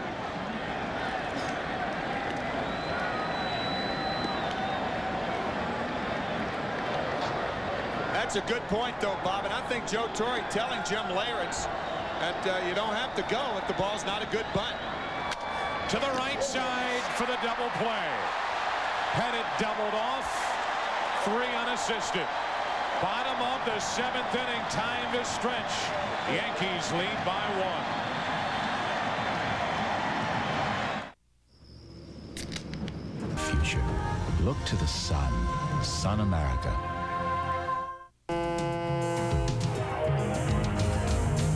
Some people feel the biggest difference between the Regal GS and other sports sedans is the way Regal's refined suspension system holds the road. However, others feel Regal's 36 inches of very generous legroom is something you just have to see to believe. Regal by Buick. The fine line between sport and sedan. It's just a natural fact of life. As we get older, some of our parts don't work as well. Fortunately, with older cars, you can get those parts replaced at Meineke, where we take good care of every car, young or old, mufflers, brakes, CV joints, shocks, and struts, high-quality parts and service at a reasonable price. Meineke keeps cars of all ages running like new. Too bad they can't do anything about this 1949 classic. At Meineke, you're not going to pay a lot, but you'll get a lot. I guarantee it. Jane's obsession with her ex-lover will drive her to... You have to watch Melrose Place, Monday on Nonstop Fox. Bottom of the 7th inning. They play Old Lang Syne here at Fulton County Stadium after Derek Jeter lined into the double play. Well, as he has been doing most of this World Series, inside outing the ball right at Fred McGriff. Andy Pettit with not much base running experience, but I don't think a regular base runner could have got back on that line drive. I think Andy is upset because he didn't get the bunt down a little better with Leyritz on at second base. So the Yankees still out in front 1-0 as we get into the bottom of the 7th inning. It'll be a tough frame for Pettit. McGriff, Lopez, and Andrew Jones. 4, 5, and 6 for the Braves here in the 7th. Fred walked his last time up, struck out back in the 2nd.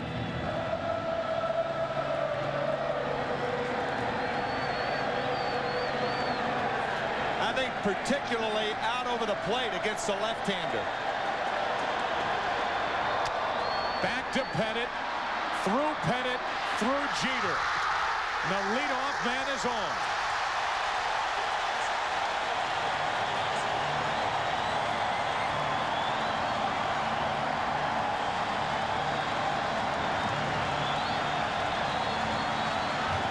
McGriff got that pitch out over the plate that you just talked about, Tim. This ball just handcuffs Jeter a little bit. McGriff hustles down the line. Cecil Fielder with the big stretch. Can't get him. It's an error on the shortstop, Jeter. And one error on each side tonight.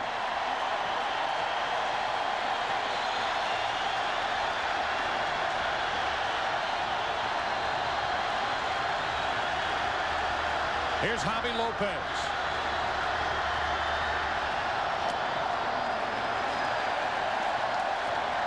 Each error made tonight.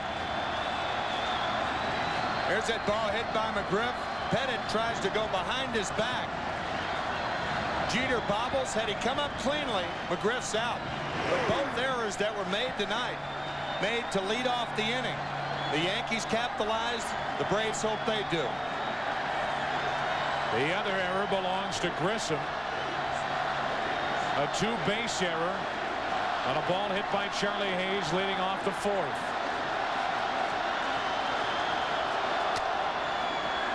To the second baseman, Duncan. The only play is at second. And the force out, 4 unassisted. I think that's a bad play by Mariano Duncan right there. If he fields that ball and runs at McGriff and throws the ball to first base, they get the force at first base. They have McGriff caught in a rundown. Look where Fred McGriff is right there, middle of the baseline. Go to first base, get the out. You've got McGriff caught in a rundown. Should have been a double play. Because McGriff wasn't far enough towards second base to where when Duncan made the throw, he makes it to second easily. He was about halfway, and he's not a fast runner. So it's 1 on 1 out after the force out. And the batter is Andrew Jones, who's been a tough out for Pettit tonight. Jones has walked and singled. The wild pitch. What a play by Leyritz. How does he keep that ball at home plate and keep Lopez at first? You give with the breaking ball. Wow. Anticipate the breaking ball in the dirt. Good curve by Pettit. Watch him give with the breaking ball and use the mitt to cushion, not to catch. Watch him cushion. Softly, and it bounces away to where he can make a play in case Lopez runs. Good play. Great play. Jones pops it into right center field. Bernie Williams wants it. 2 out.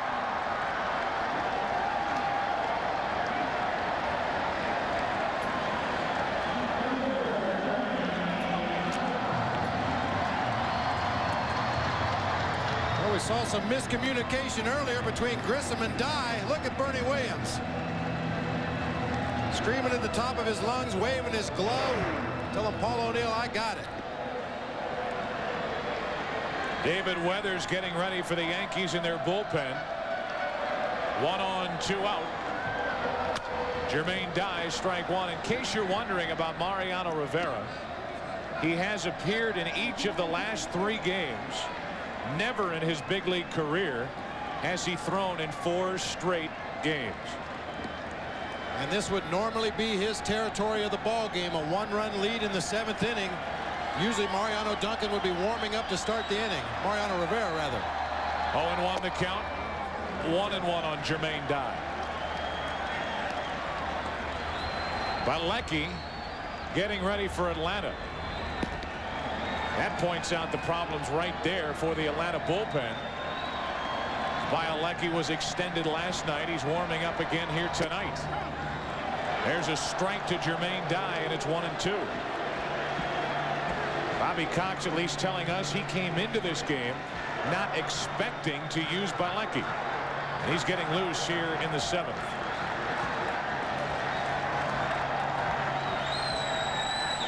One on, 2 out. 2-2 on Dye.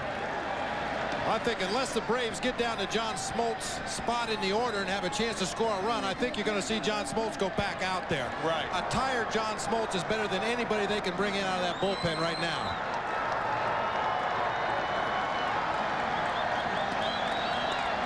Two balls, 2 strikes on Dye.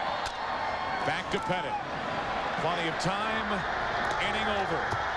Andy Pettit pitches around a leadoff error now after 7 in Game 5. Yankees still lead by 1.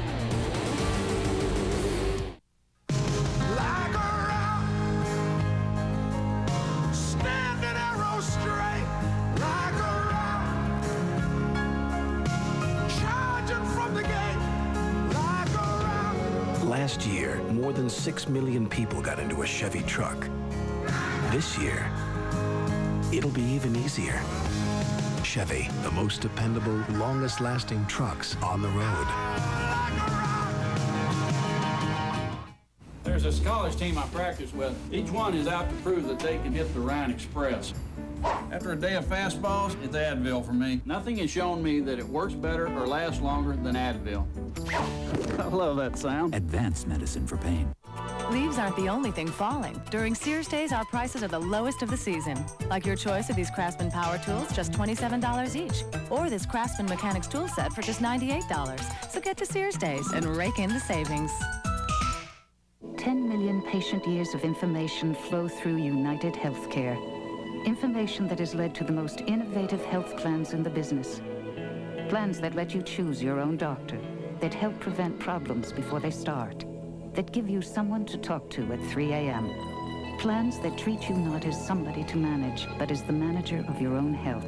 If you're choosing a health plan, remember this: the plan is only as good as the company behind it. United Healthcare. Dave, darling. And here in Game 5, series tied 2 games apiece, 1-0 New York as they bat in the 8th inning. High above Atlanta, our shots are from the Goodyear Blimp Stars and Stripes. Our thanks to Captain Chambers and the crew for the many spectacular shots in tonight's telecast. It's been a fun run in the city of Atlanta for all of us at Fox Sports. We've had a lot of time in this city, and the city of Atlanta has been very kind to us. And the fans really turned it around from the first 2 games of the NLCS. They seem to be a little blasé, a few extra seats here at Fulton County Stadium, but when the Cardinals pushed them to the wall, the fans responded in a big way. They are here for the final game at Fulton County Stadium. Here's Charlie Hayes leading it off. Strike 1. How about the matchup for Game 6? Right into your living room here. Duck. John Smoltz working strong into the 8th inning. Game 6 will have Greg Maddux and Jimmy Key. A rematch of Game 2. That game will take place at Yankee Stadium on Saturday night. 7:30 Eastern right here on Fox. It's Hayes, Williams, and Fielder. Breaking ball is just low. And a 1-2 count on Charlie Hayes. And the 8th inning of this game becomes pivotal. The bottom of the 8th. This slider just missing from Smoltz, just a wee bit low.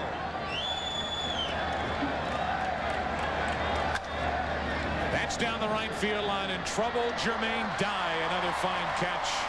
They had Hayes played perfectly. Week after week, New York Undercover tackles the issues torn from today's headlines and brings you the stories that are happening right here, right now. New York Undercover returns with a brand new episode on Halloween night next Thursday, right here on Nonstop Fox. They have taken the trip to Atlanta with us.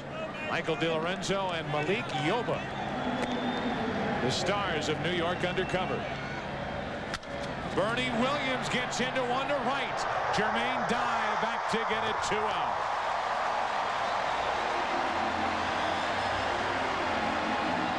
That was a good play because Jermaine Dye was turned around. He turned the wrong way, recovered in time.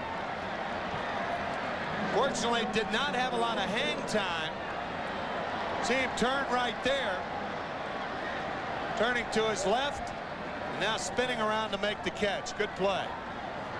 See him look over his right shoulder initially, and then had to make the adjustment over his left shoulder to make the play. Talk about two good young rookie outfielders, Jermaine Dye and Andrew Jones. There's a ball to Cecil Fielder, who has had a big night. 3 out of 3, with the only RBI tonight coming on a 1-out double to score Charlie Hayes, who had reached on an error back in the 4th.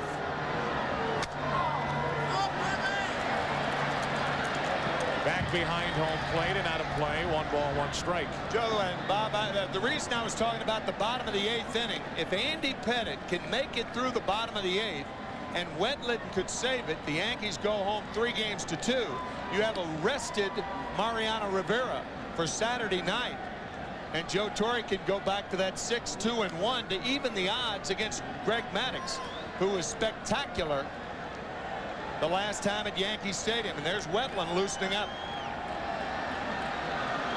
1-1 on Fielder. He's singled twice and doubled. Strike 2. Boy, a nice frame right there by Javi Lopez. Pulled that ball right back over the outside part of the plate and got the call.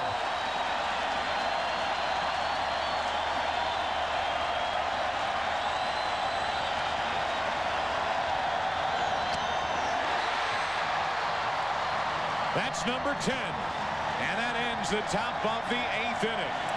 Braves bat. Smoltz wants the crowd to get up. Braves trail by 1. The legendary Chalice and Malt Balls World Series is brought to you by Original Coors, pure and simple, the last real beer. By Chevrolet Trucks, the most dependable, longest-lasting trucks on the road. By Nicotrol, 6 weeks, 1 step. Take control with Nicotrol. And by Wendy's and the new bigger, plumper grilled chicken breast filet sandwich. Try one today. We get into the bottom of the 8th inning after Smoltz strikes out his 10th. By getting Fielder to end the top of this inning. Got away with a bad slider. You could see the way Javi Lopez caught that ball. The pitch was actually moving back into the right-hander. Result is still the same. Smoltz trying to fire up his teammates. Andy Pettitte back to work.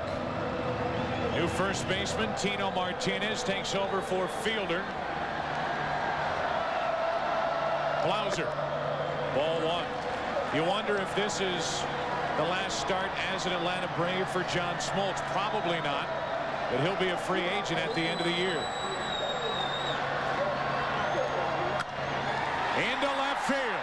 Well hit at the track, at the wall. Caught by Strawberry.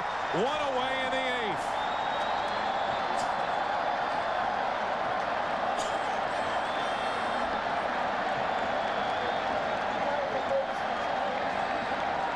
What a remarkable play by a man with a broken big toe on his right foot. And that reach didn't hurt either. Not so sure that Tim Raines could have gotten to this ball.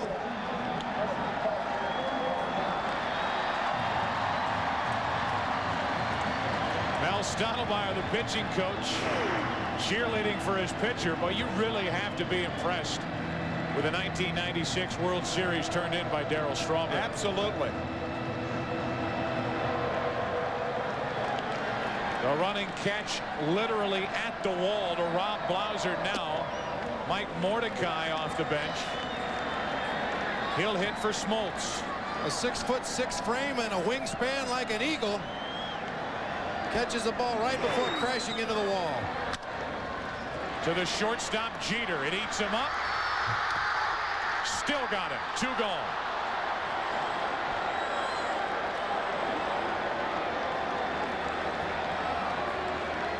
That ball kind of crawls up the arm of Derek Jeter, popping around in there like a pinball machine. He recovers in time to just get Mordecai. Gives you a good idea of just how strong his arm is. Looking at the infield, Jeter's had problems all night fielding ground balls. 2 out, nobody on for Marquise Grissom.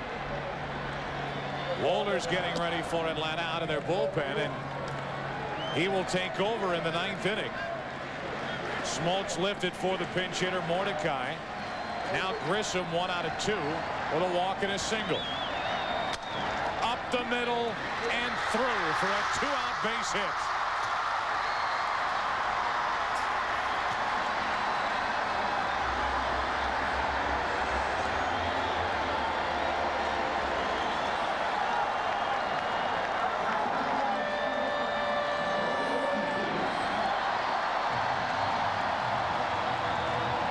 Pettitte not having a lot of luck fielding balls back through the box today, other than the double play that he started.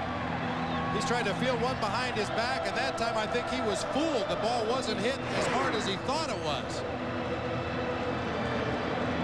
So the 2-out hit. The inning continues for Mark Lemke, trying to keep a 13-game postseason hitting streak alive. He's 0 for 3, and he takes ball 1.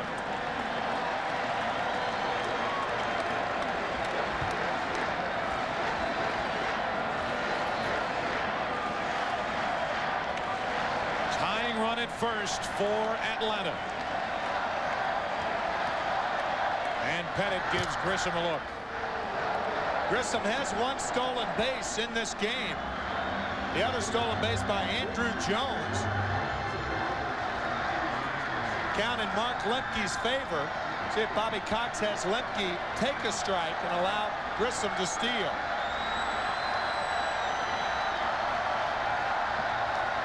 There goes Grissom. Ground ball to Hayes. We are through 8. Game 5. Series tied 2 games apiece. 9th inning.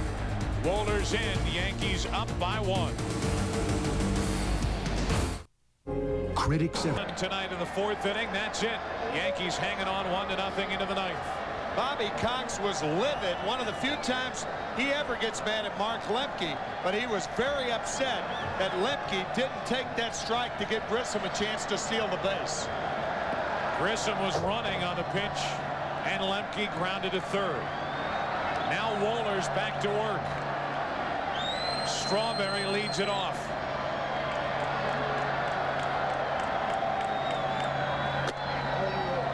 Hard to believe that Wohlers last night in 2 innings allowed the 3 runs and the home run by Leyritz, but 6 hits.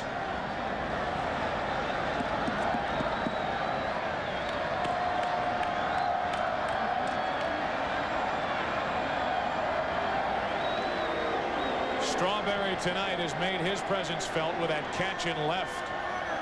Last inning, 1996 postseason, 5 saves, 1 blown save. 1 ball, 1 strike.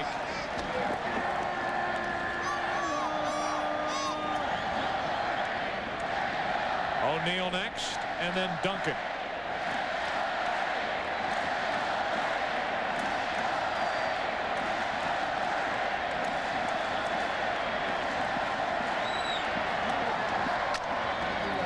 The slow roller for Wohlers. 1 away. 99 miles per hour from Wohlers. Strawberry, the first out here in the 9th inning. Saturday, it's Game 6 of the World Series as we move back to New York, where the Yankees look to capture their first title in 18 years. The Braves look to repeat. Don't miss Game 6 of the World Series Saturday, 7:30 Eastern, 4:30 Pacific, exclusively on Fox. Paul O'Neill in this World Series has only 1 hit.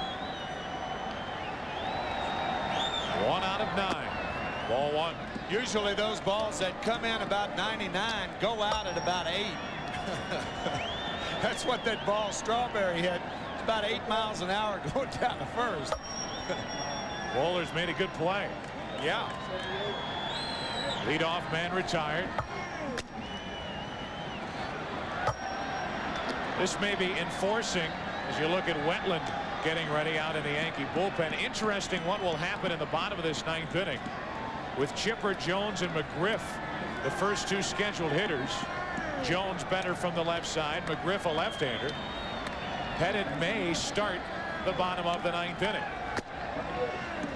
You remember last night in the bottom of the 10th inning with McGriff leading off, Joe Torre leaving Graham Lloyd in to pitch to one batter, and then Wetland came in.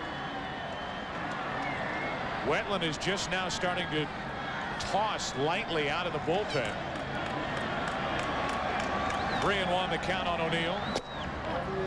Here's ball 4, a 1-out walk. I think you're right on, Joe. If John Wetland was going to start this inning, he would be cranking it up a lot quicker than he is right now. He's just playing a casual game of catch.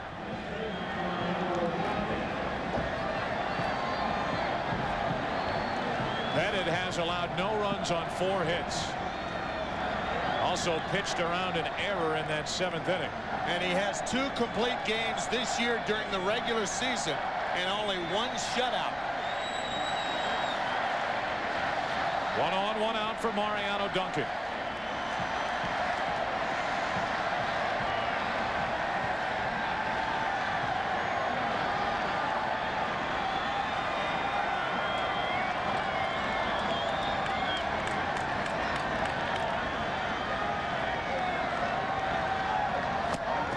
First pitch swinging as usual, strike 1.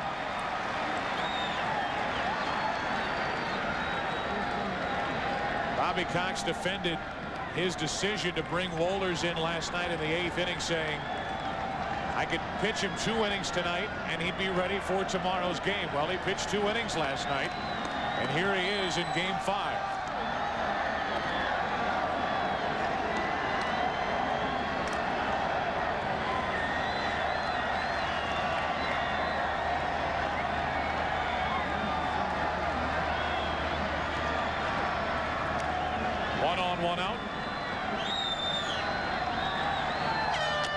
Strike 2. You can see the downward movement on that split finger fastball from Mark Wohlers. Has not yet gone to the slider that was his downfall in last night's ball game. Watch the movement on this ball as it goes straight down to the ground.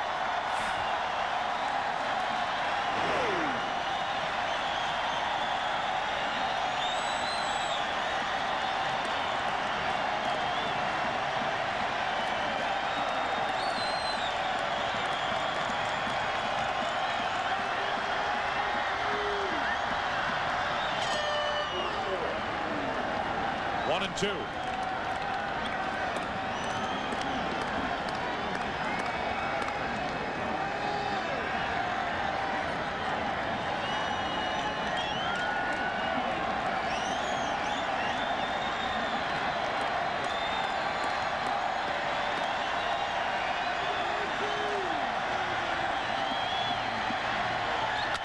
To the right side, Lemke, good play. Out at second.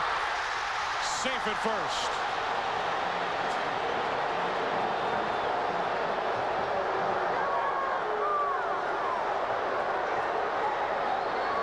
Fine play by Mark Lemke, who's shaking his head. Watch this play. Going to his left, short hop, perfect throw to Jeff Blauser. Duncan just beat it. Always tougher to turn that double play from second to short to first because of the time involved in turning the body around, making that throw to short. Duncan on at first, 2 out, and the rematch. Leyritz, strike 1. 1 home run in the 1996 World Series last night to tie the game in the 8th inning.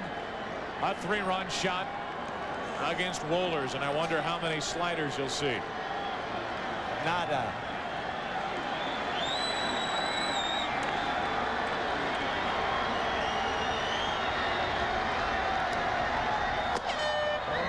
One and 1. Fastball 98 miles per hour from Wohlers.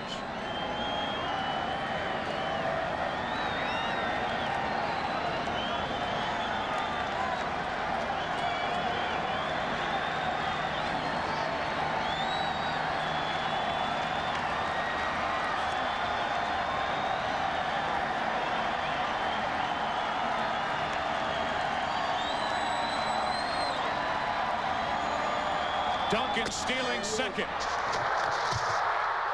Safe.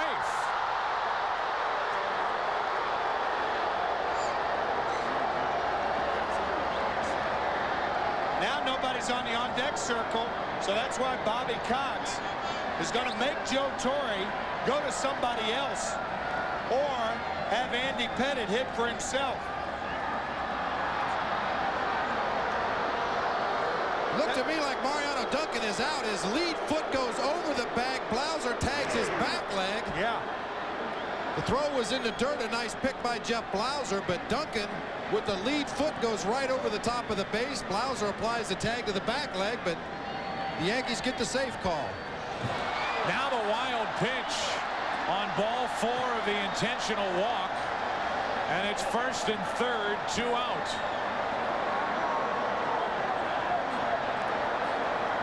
That stolen base by Mariano Duncan could have been the worst thing in the world for the Yankees. This is a wild pitch uncorked. I wonder how many people will remember that. The last wild pitch uncorked at Fulton County Stadium on an intentional walk. Here's the play at second base on the stolen base. You see the lead leg goes over the bag. The tag is made on the back leg.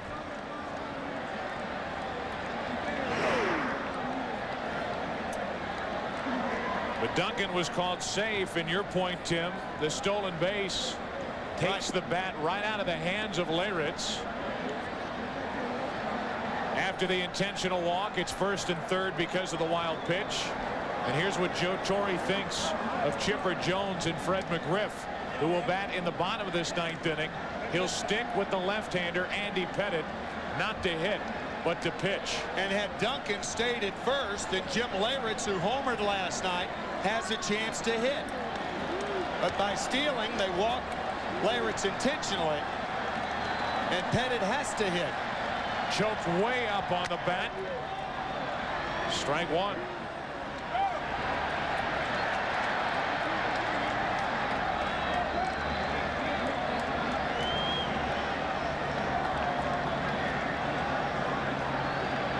Well, no secret what he's looking for. Just has a little trouble catching up to it. Another fastball in the high 90s from Mark Wohlers. Runners at the corner, 2 out. Pettitte pops one into left. Easy for Andruw Jones, and we head to the bottom of the 9th. Heart of the order will bat. Yankees lead by 1. Shots courtesy of the Goodyear Blimp Stars and Stripes, based in Pompano Beach, Florida. It's been a quick night. Fun game, even though it's only 1-0, and the only run on an unearned run scored by the Yankees in the 4th.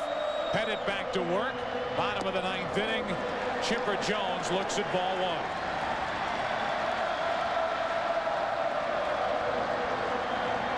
1. Hitless tonight. Good fastball, 1-1.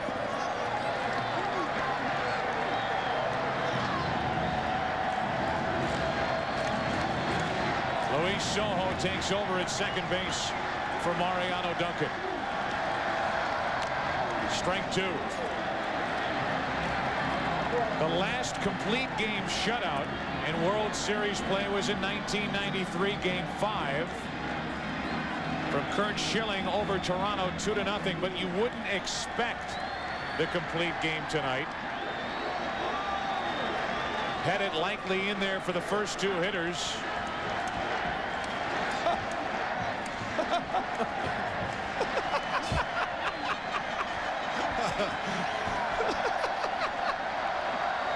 One and 2, the count on Chipper Jones.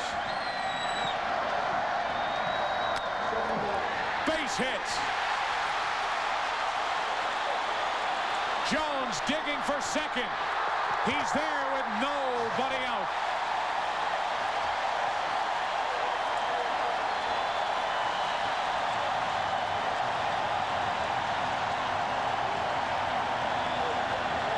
The Braves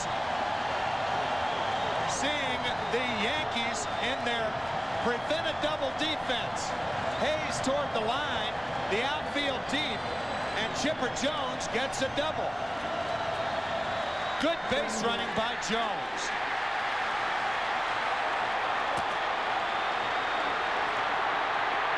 You got that double by hustling out of the batter's box. You don't get a double going from first to second. You get it from going hard right out of the box. Tying run at second for McGriff.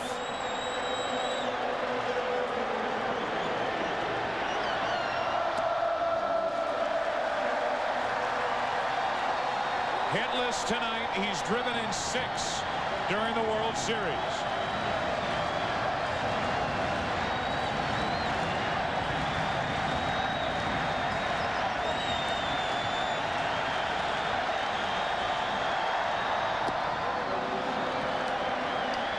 One and one.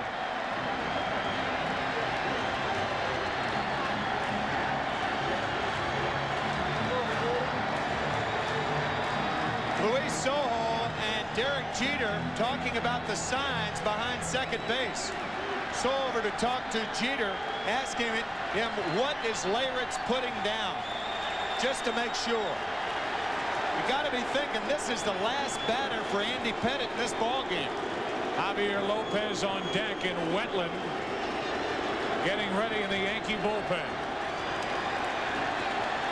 1-1 on McGriff.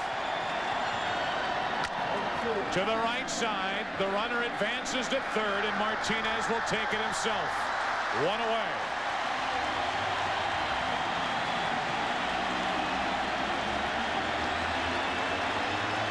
And here comes Joe Torre.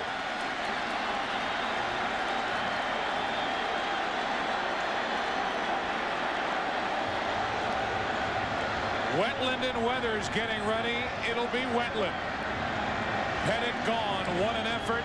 Tying run at third. 1 out. We've got him in the third innings. No runs on 5 hits. He leaves with a tying run at third. 1 out, and he hands it to Wetland. Joe Torre will be second guessed for leaving Pettitte in to hit in the top of this 9th inning. But it's easy to understand why he did it. He has a tired bullpen. Pettitte had been working very well. You had Jones and McGriff coming up in the 9th inning, and it was Wohlers on the mound for Atlanta.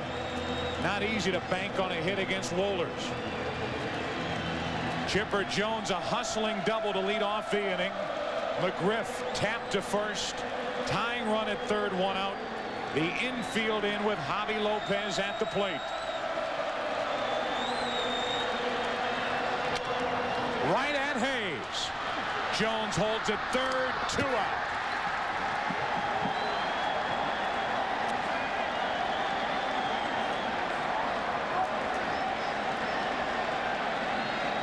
Looked like a slider to Javier Lopez. Watch how Hayes stays down, stumbles, goes to his knees, gets up, and makes the play. Plays that almost like a catcher blocking the ball in the dirt. Knows he's going to have plenty of time to throw him out. He just has to stay in front of that ball. Pettitte can hardly watch. The Yankees shooting for their 8th straight road victory in the postseason. They're going to have to go through Klesko. Graham Lloyd getting ready, and Joe Torre wants to talk to Wetland. Klesko is in the on-deck circle. I think Wetland's the man. They just want to make sure they know exactly how they're going to go after Ryan Klesko. This is not the time to make a mistake because you didn't know what you wanted to do. I think Joe Torre just said, do you want to pitch to Klesko? And Wetland said yes. That appeared to be the communication.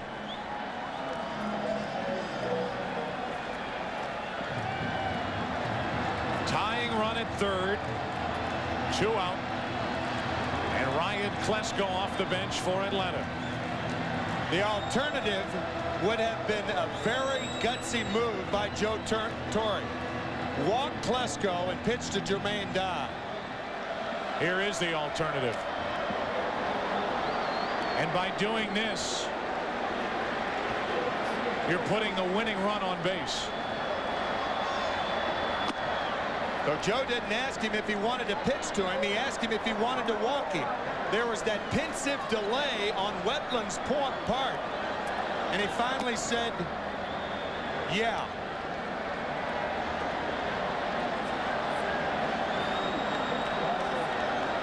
So Klesko off the bench draws the intentional walk. Jermaine Dye is called back. And it will be the former Yankee Luis Polonia.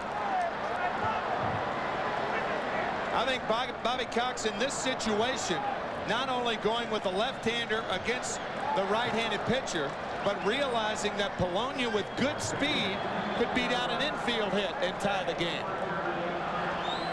Off the bench for Atlanta, their pinch hitters are 0 for their last 21 during the postseason. A major league record, 0 for 18 this postseason. I don't think Pettit's looked up yet. Unless there's a television set on the floor of that dugout, he has not looked up since he went to the bench. Runners at first and third, 2 out. Bottom of the 9th inning with the Yankees leading by 1.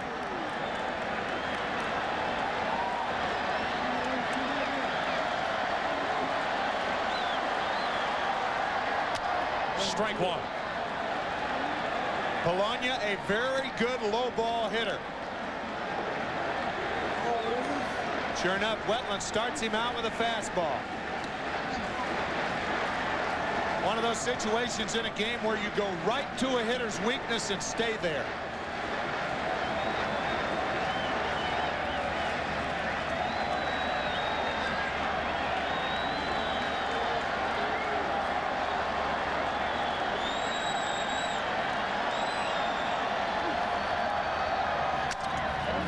Broken bat, foul ball, strike 2.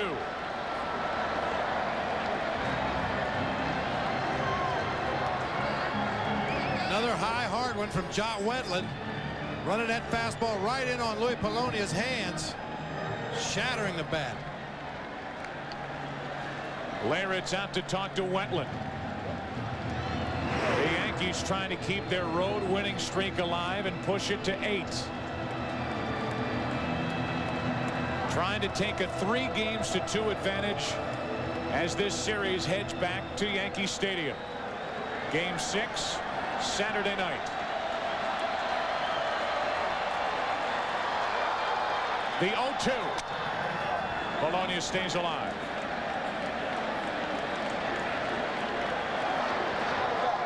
I think Polonia broke another bat. That's what hitters call an emergency swing. It was a pitch too close to take, but not really good enough to hit. So just try to slap it out of play and force Wetland to throw one more pitch. Yeah, Bob, that's what makes him dangerous in this situation. He is such a fast runner. A play like that between the lines, he could beat it out and the game would be tied. Tying run at third, winning run at first, 2 out. 0-2. Do it again.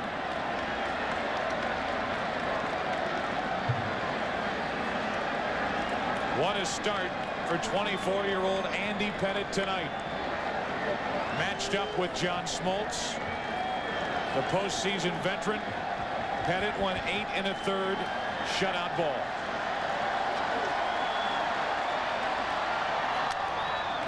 Polonia battling.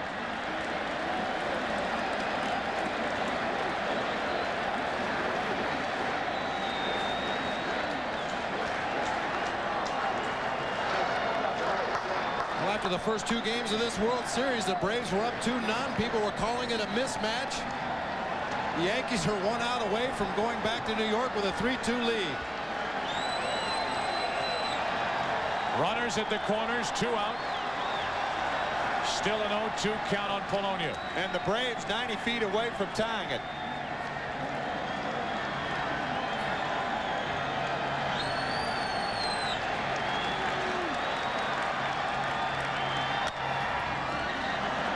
What an at-bat. He's going to continue to get those high fastballs. You've got to believe.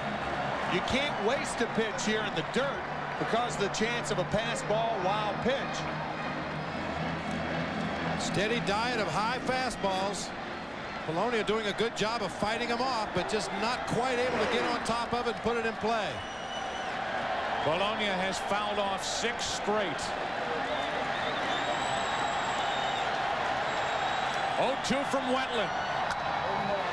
Into right field. O'Neill is there. Ball game. Yankees win 1-0 as Wetland saves it for Andy Pettitte.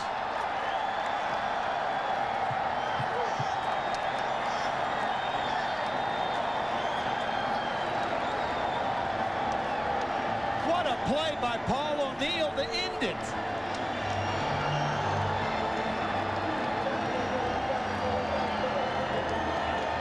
O'Neill with that bad hamstring we've been talking about. Full extension at the end of that play. Comes up limping. Yeah. Pettitte with the hugs, and why not? He is our Chevrolet player of the game. Andy Pettitte, 8 1/3 innings. No runs on 5 hits. Walked 3, struck out 4, and picks up the biggest win in his life. Take a break, come back, and wrap up Game 5 here in Atlanta. The Yankees are up 3-2. Why do I rent from Enterprise? Very simple. No stress. They arrange to pick me up free, so I don't have to ask anyone for a ride. See? No stress. Pick Enterprise. We'll pick you up. Tender grilled chicken, fresh lettuce and tomato, a bakery soft roll. McDonald's new grilled chicken deluxe is loaded with the stuff grown-ups love, inspiring a truly adult emotion. Lust. Oh, baby. It's McDonald's with a grown-up taste.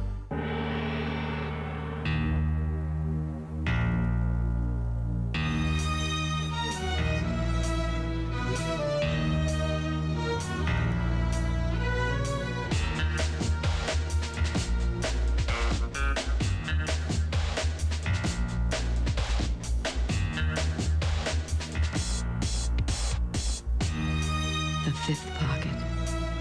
Overlooked since 1873.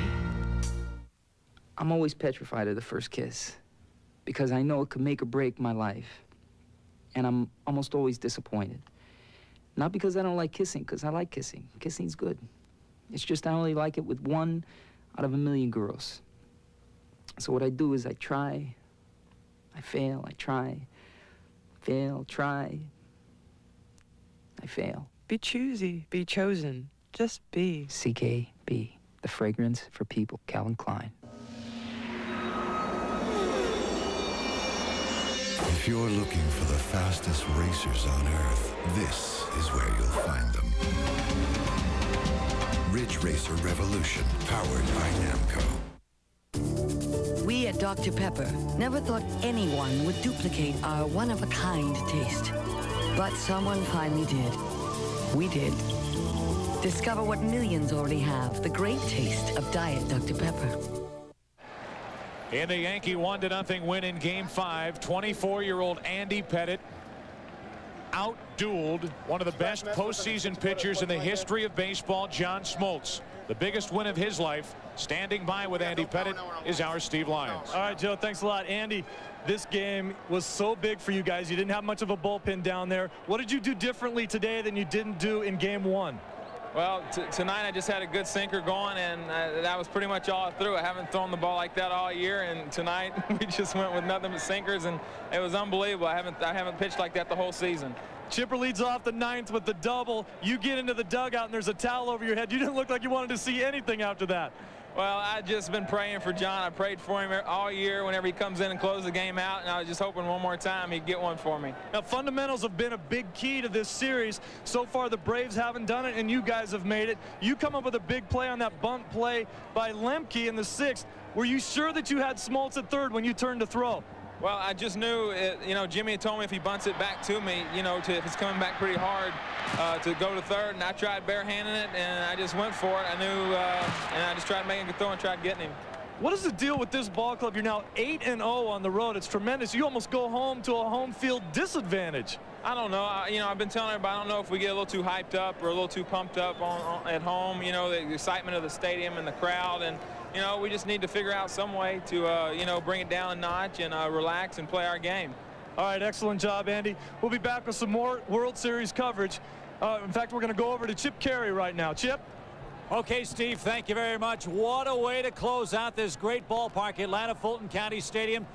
The last game here, just like the last game last year, a 1-0 decision. The only difference, the Braves lose it today to the Yankees. We'll continue our coverage of the 1996 World Series from Atlanta right after this timeout.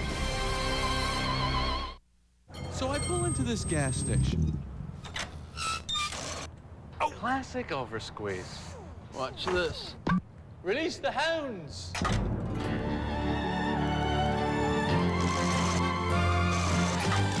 Perfect pump. 2037. Even at the gas station, you can do more with the American Express card. The American Cancer Society says a healthy diet including Florida orange juice could reduce the risk of some cancers. The American Heart Association has certified Florida grapefruit and grapefruit juice as part of a heart-healthy diet. And the March of Dimes tells us the vitamin folic acid in orange juice could prevent certain birth defects. And don't worry, there are 96 million more trees where that came from. 100% pure Florida citrus. Are you drinking enough? A lot of people my age set off on cruises around the world. Now I set off on a second career. Hi, guys. Of course, my Dean Witter Broker's impeccable investment advice prepared me for any sort of retirement I chose. And I chose to start over with a business of my own. Wait a minute, are you sure you're old enough to be here? That's my idea of a fascinating adventure. At Dean Witter, we measure success one investor at a time. It starts with a full quarter pound of beef, with fresh toppings, our chef sauce, on a bakery soft roll. McDonald's Arch Deluxe. If it were any more grown up, we'd need to check your ID. It's McDonald's with a grown-up taste. Presenting Gillette Clear Gel Antiperspirant.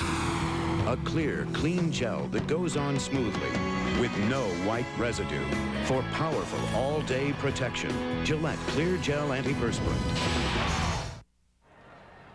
You don't think the streets of New York are rocking tonight? 1-0. The Yankees win the game. They lead the World Series 3-2, with the next 2 games coming up this weekend, if necessary, at Yankee Stadium in the Bronx. The big key so far has been the New York Yankees bullpen. John Wetland has anchored that group all year long. He got the save today, and he's standing by with Steve Lyons. All right, Chip, thanks a lot. John Wetland, you've been in a Yankee uniform for a few years now. I got to think this is the biggest save of your career. Most definitely.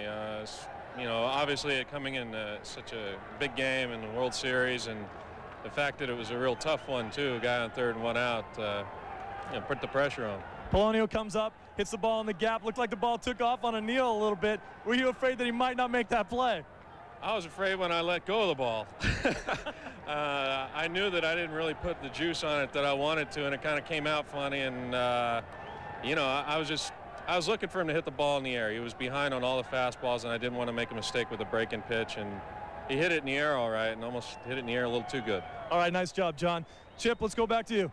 Okay, Steve, thank you very much. It's been 90 years since the road teams have won the first 5 games of the World Series. It's happened again in 1996, and we'll see if the Yankees can clinch it starting Saturday night in New York. The Yankees lead the World Series 3-2. Luis Polonia and the Braves denied tonight.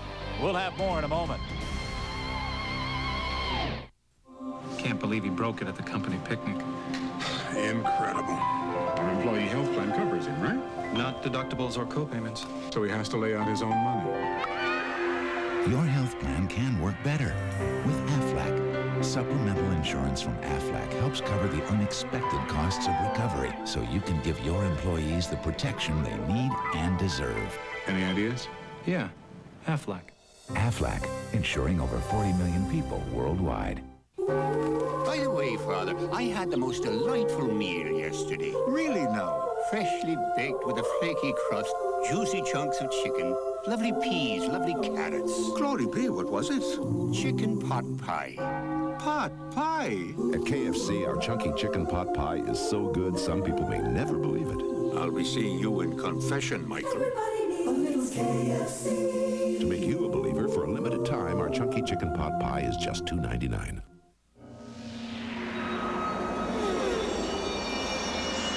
If you're looking for the fastest racers on Earth, this is where you'll find them. Ridge Racer Revolution, powered by Namco. In a side-by-side comparison, more people prefer the quicker, easier Energizer tester over any other on-battery tester. It's the best way to make sure your battery will keep going and going. The mystery of the blinking rings. And now, my finest illusion.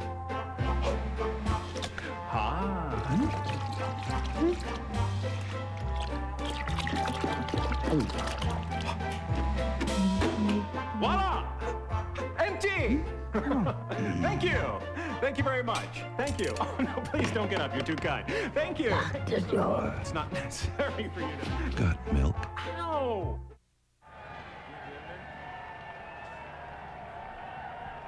Well, the New York Yankees this year were the best team in one-run decisions in Major League Baseball. The Yankees were 25-16 in one-run games. They win a thriller 1-0 here in Atlanta, the final game ever played at Atlanta's Fulton County Stadium. Next year, of course, they'll move across the street into beautiful new Olympic Stadium, which will, of course, be called Ted Turner Park. Former Yankee Dave Winfield is standing by with me as well tonight. Dave, this has to be a huge win, not only for the Yankee Ball Club, but the city of New York as well. They've waited a long time to get back to the series. Now they're in a position to win it for the first time since '78. Oh, man, this is a big, big game for the Yankees. You know, once again, at the top of the show, remember I said that the Atlanta Braves were just doing little things that were leaving the door open for the Yankees to take advantage of it. Think back to the fourth. Fly ball to the outfield, miscommunication between Grissom and Dye over in right field. The ball rolled up Grissom's arm for an error. Yankees capitalized on it, and that was all the scoring of the day. Yeah, no question about it, Dave. Little mistakes mean an awful lot in the World Series. John Smoltz and Andy Pettitte, both of them pitched tremendous ball games. It's somewhat ironic. Last year, the Braves win the World Series with a solo home run from David Justice, a 1-0 decision. They lose the last game in this ballpark, 1-0, and now have to go to New York and knock off the New York Yankees in a very hostile environment. Well, as you said, you mentioned earlier, this is the first time since in 90 years that to start a series that they have won 5 road games. And if, in fact, Atlanta is going to try to win this thing, they're going to have to set a new record and make it 6 or 7 road wins. Yeah, for the Braves, though, they feel very confident. They'll have Greg Maddux going in Game 6 Saturday. He pitched a masterpiece up in New York. Really was impressive at Yankee Stadium. Game 7, if necessary, the Braves will have Tom Glavine going. The Yankees in Game 6 will have Jimmy Key and then David Cone lying back for a potential Game 7 in New York. So great pitching matchups at the Yankee Stadium in the Bronx, New York. How important, Dave, was the loss for the Braves last night? You can't help but wonder, with Mark Wohlers blowing the save opportunity for the Braves, that emotionally this Atlanta team, despite the close game tonight, they had to be a little bit fragile coming into this game tonight here in Atlanta. Well, actually, I think they were pretty confident. I mean, they came off a St. Louis series where their back was against the wall. They needed to win the last 3 games, and that's exactly what they did. I still feel they have that confidence, but once again, they're going to go to a hostile environment, and in New York the first time, the crowd was unable to get into the game. That 10th man never set foot on the field. I guarantee you, well, actually there were 10 or 11 additional men on the field, but when it comes down to this game, they're going to be loud and raucous, and it's going to be something. And the Braves offense has to find its way too. They haven't scored a run now in 15 innings, I should say, in the World Series. You know they'll need to score some runs, obviously, because the Yankees will be jacked up at Yankee Stadium starting Saturday night in the Bronx. Great pitching matchup for Game 6 in